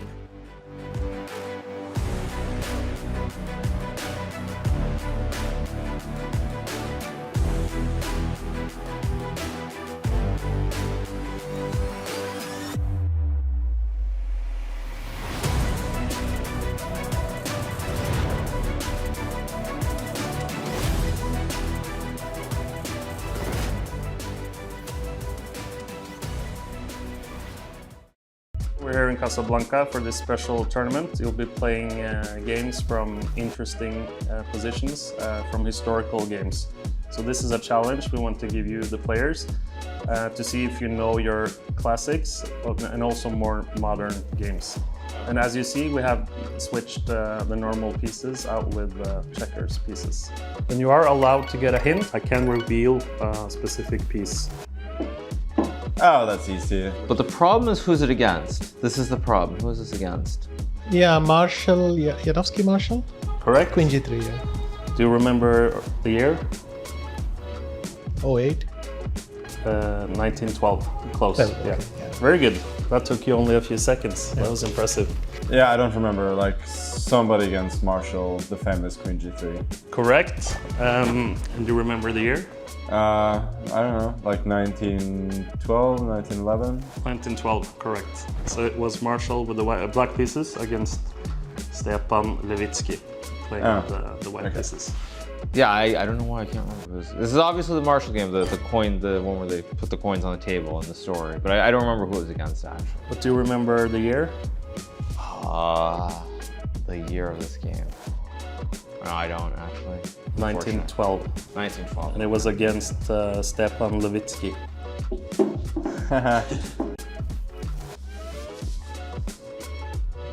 There are two things that pop into my mind, and it feels like this is either one of those games between like, I think Botvin and Capablanca, or this is Magnus and Vichy. Yeah, this is easy as well. It's my game against Anand from the match in Chennai, the 9th game. Feels like my game with Magnus, but Yes, correct. yeah. From 2013. Well, that's the first thing I thought of, but Yeah. then I thought they won't be that mean, but they are. Okay. So. I'll tell my colleague who sent me this. I'm gonna think that this is Magnus and Vichy. This would have been the match, and I'm gonna say it's Magnus against Vichy. I'm gonna say that it's that was the match. So he won in 2013. So this would have been the first one because that's when there was all the big cheering and celebration. So this would have been 2014. I'm gonna say this was game 9 of the match in 2014, but maybe I'm wrong. Magnus and Vichy. It is Magnus and Vichy. Magnus won, but it's the match from 2013, and it's November 21st. So it wasn't the candidates in 2013? Oh, the match was the same year? Yeah. So I didn't realize that. Okay. They played in So I was right, July but I had the year 2013, wrong. and then in Sochi 2014. But you're correct. Really?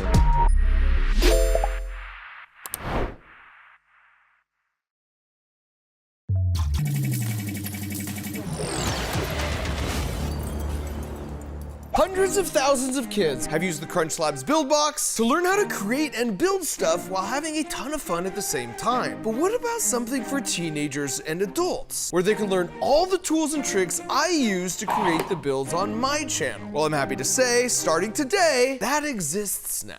And this is it. It's called Hack Pack, and it's basically a series of really fun programmable robots that get delivered right to your door, where we build it together and learn step by step the kinds of engineering skills that go into making the builds on my channel. And don't be intimidated because all these use a programmable microcontroller as the brain. Because if you can put together a Lego set, you can put together this. And it will work right out of the box. No programming required, and it will still be really fun. Heck yeah.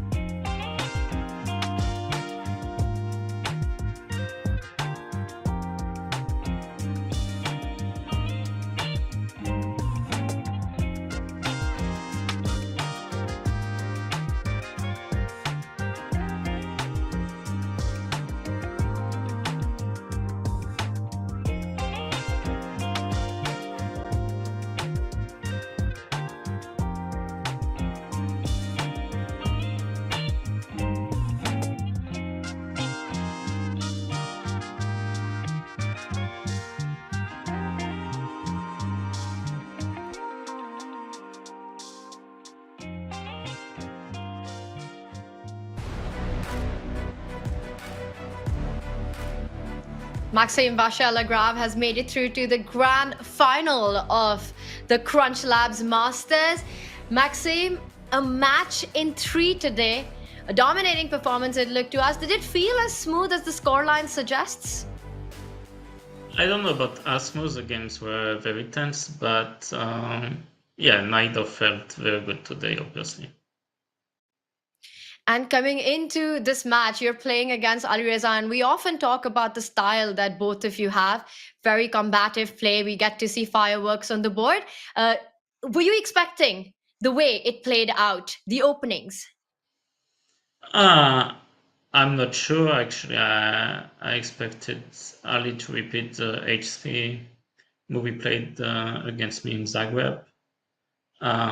But of course, like I could expect sort of anything. I know Alireza is a huge fighter, probably more than me because he's younger even.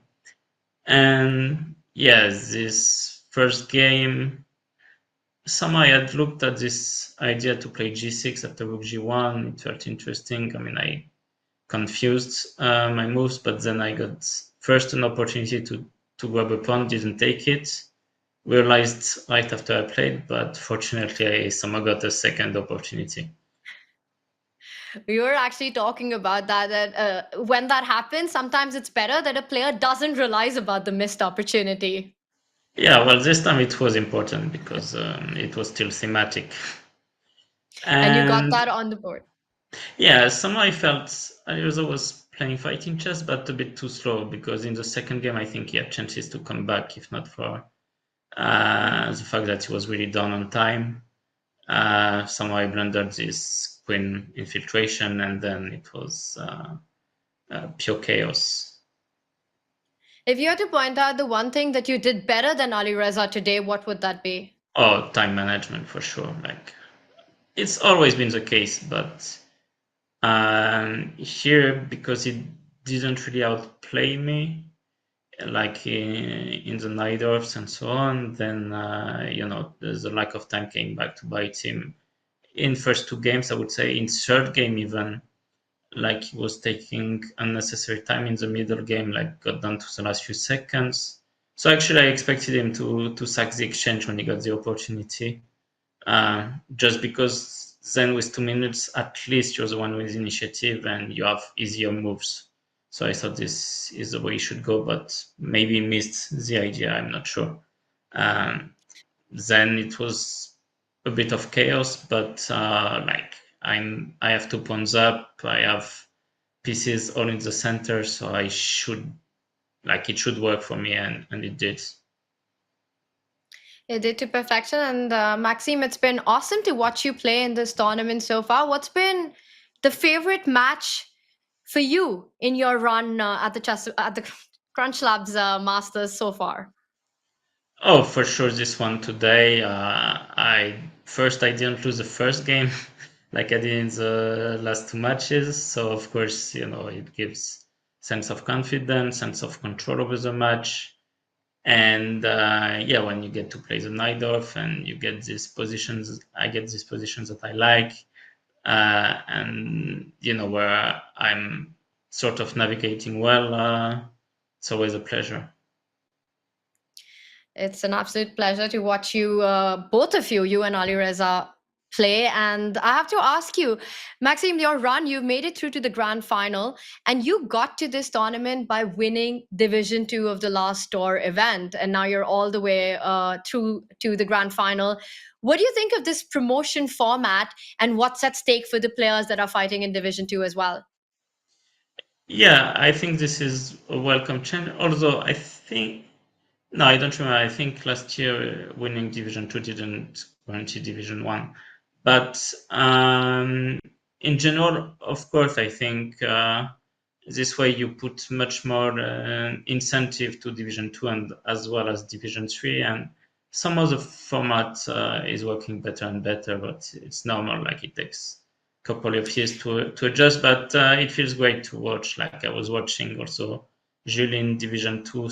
He lost today to Sasha, but he gets a second chance, so we'll see how it goes for him.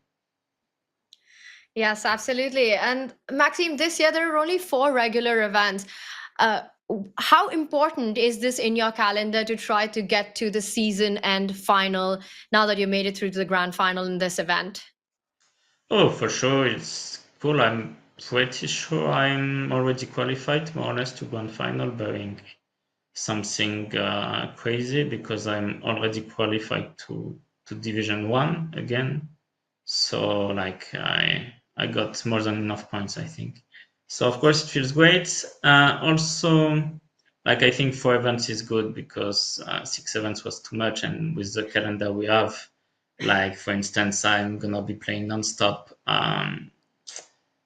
from basically June till December, or maybe November. So it will feel great when I have some minutes of rest, for instance, tomorrow. Well, last season, Maxime, you needed only one event to get into the season end final. And here it looks like you're looking really good on the tour leaderboard as well. And we've got a few questions from our chat coming in for you. And the first one I want to get in is from Valentin. I think it's similar to something we spoke about earlier, but he wants to know, what is the key factor that has made you so efficient in this event so far? I would say it's the time control. I really like this time control. I feel like I don't get outplayed in the opening because I have some time to navigate, and then I'm just really fast. I've always been fast.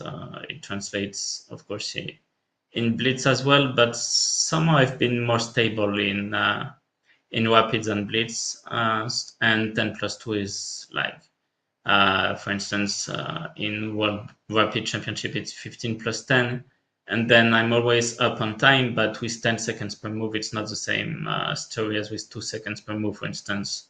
I think it made a big difference in game 2 today with Alireza. If he had 10 seconds per move, I think he might have won the game. All right, and Pumpkin the Cat is asking, what are your thoughts on the French Olympiad team, and what are your expectations? Of course, I'm disappointed that Alireza is not playing, but we have a very good team. Anyway, also I've been playing better these past few months, so I hope to keep that run at least until the Olympiad. I mean, even after, if I can keep it after that, it's even better. But in general, we have a good team. Of course, not to the level of, like, say, USA, India, and so on. But we've got a good chance. I think we've always been short of making a podium. I would really like that to happen in my lifetime.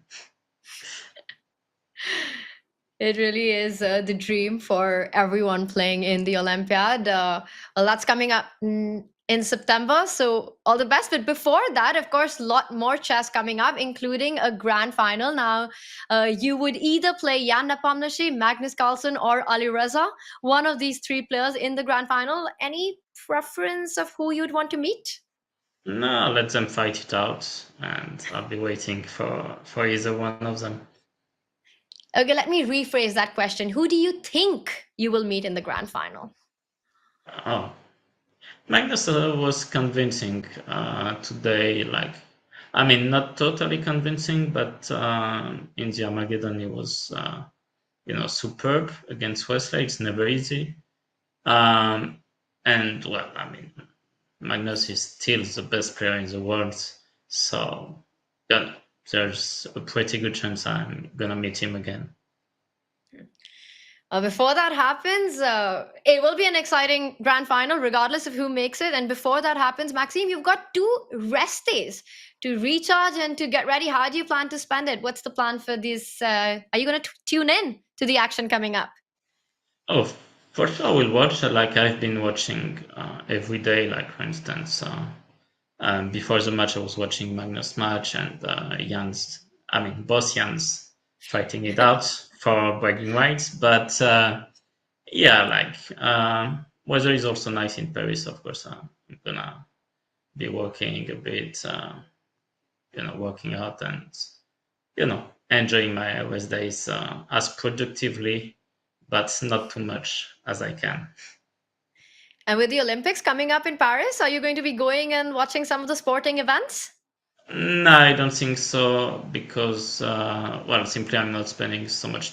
Right now I'm in Paris, but a few days after the Olympics start, I'll be going to vacations and to St. Louis, and the usual story of a chess player. And it was not that easy to get tickets, so I will feel as comfortable watching it from home, but still enjoying maybe the atmosphere with the visitors and so on, by walking a bit around Paris. It'll be all eyes on Paris during the Olympics, and it'll be all eyes on the grand final when we know who you will be playing against. Maxime, enjoy your rest days, and we'll see you back in action soon. Yeah, thank you, Tanya. Congratulations. Maxime Vachier-Lagrave is through and will wait for his opposition. It could be Nepo, Magnus Carlsen, or Alireza Firouzja. We will have the loser semi-final first. The winner of that will play against Alireza Firouzja to decide the second grand finalist. Daniel, what a performance it was by Maxime today. He gets 2 days to rest, to chill, to get ready. What are you expecting? Who makes it through? Who's going to be the grand finalist? Well, first of all, you just don't see this kind of domination at the top level that often, or almost ever. I mean, it seems that MVL is just a mile ahead of everybody else right now. And all three of these players who are in the losers bracket are motivated for different reasons. I mean, Magnus, obviously, he wants to avenge his loss to MVL in this tournament. It's personal. Nepo won the play-in, so he's like, wait, I was in the best form to start this tournament. I'm supposed to win it. And Alireza's like, no, I've been in amazing form ever since the candidate. I'm supposed to win it. So the journey is very, very long for Magnus and for Jan. But it's going to be a fascinating losers bracket in big, big air quotes. And Maxime better get his rest in, because whoever he's going to be facing in the grand final, that player is going to have undergone such a long journey, a journey that commences tomorrow, and a journey that has been so fun to watch thus far. Tanya, this has been another awesome day of action. I'm just trying to get my head around the fact that we've got Nepo, Magnus Carlsen, and Alireza Firouzja in what we call the losers bracket. Whoever thought that would ever be a reality? That makes absolutely no sense. Happens only at the CrunchLabs Masters. It's going to be such an exciting day deciding the second grand finalist. Now for Nepo, it's maximum pressure, because in some ways Magnus and Alireza, the pressure's off them. They're already in through for that golden ticket. They've already got it with that performance, winning the CrunchLabs Masters, winning the Chess.com Classic. They're in through the season end grand final. For Nepo, it's his shot. But look at the field that he's got. He first faces the world number one. He has to win that match. It's a best of two, which makes it a bit random. And then faces Alireza Firouzja. It's not going to be easy. It's going to be a close battle either way. Three of these top players, the world's best when it comes to these formats, fighting it out for that only one spot in the grand final. Daniel, it's been an awesome day. And I'm just thinking, we've had the losers bracket, which feels like it was yawns away. And then the dominating performance by Maxime Vachier-Lagrave. But if there was one moment you had to highlight from today, what would that be?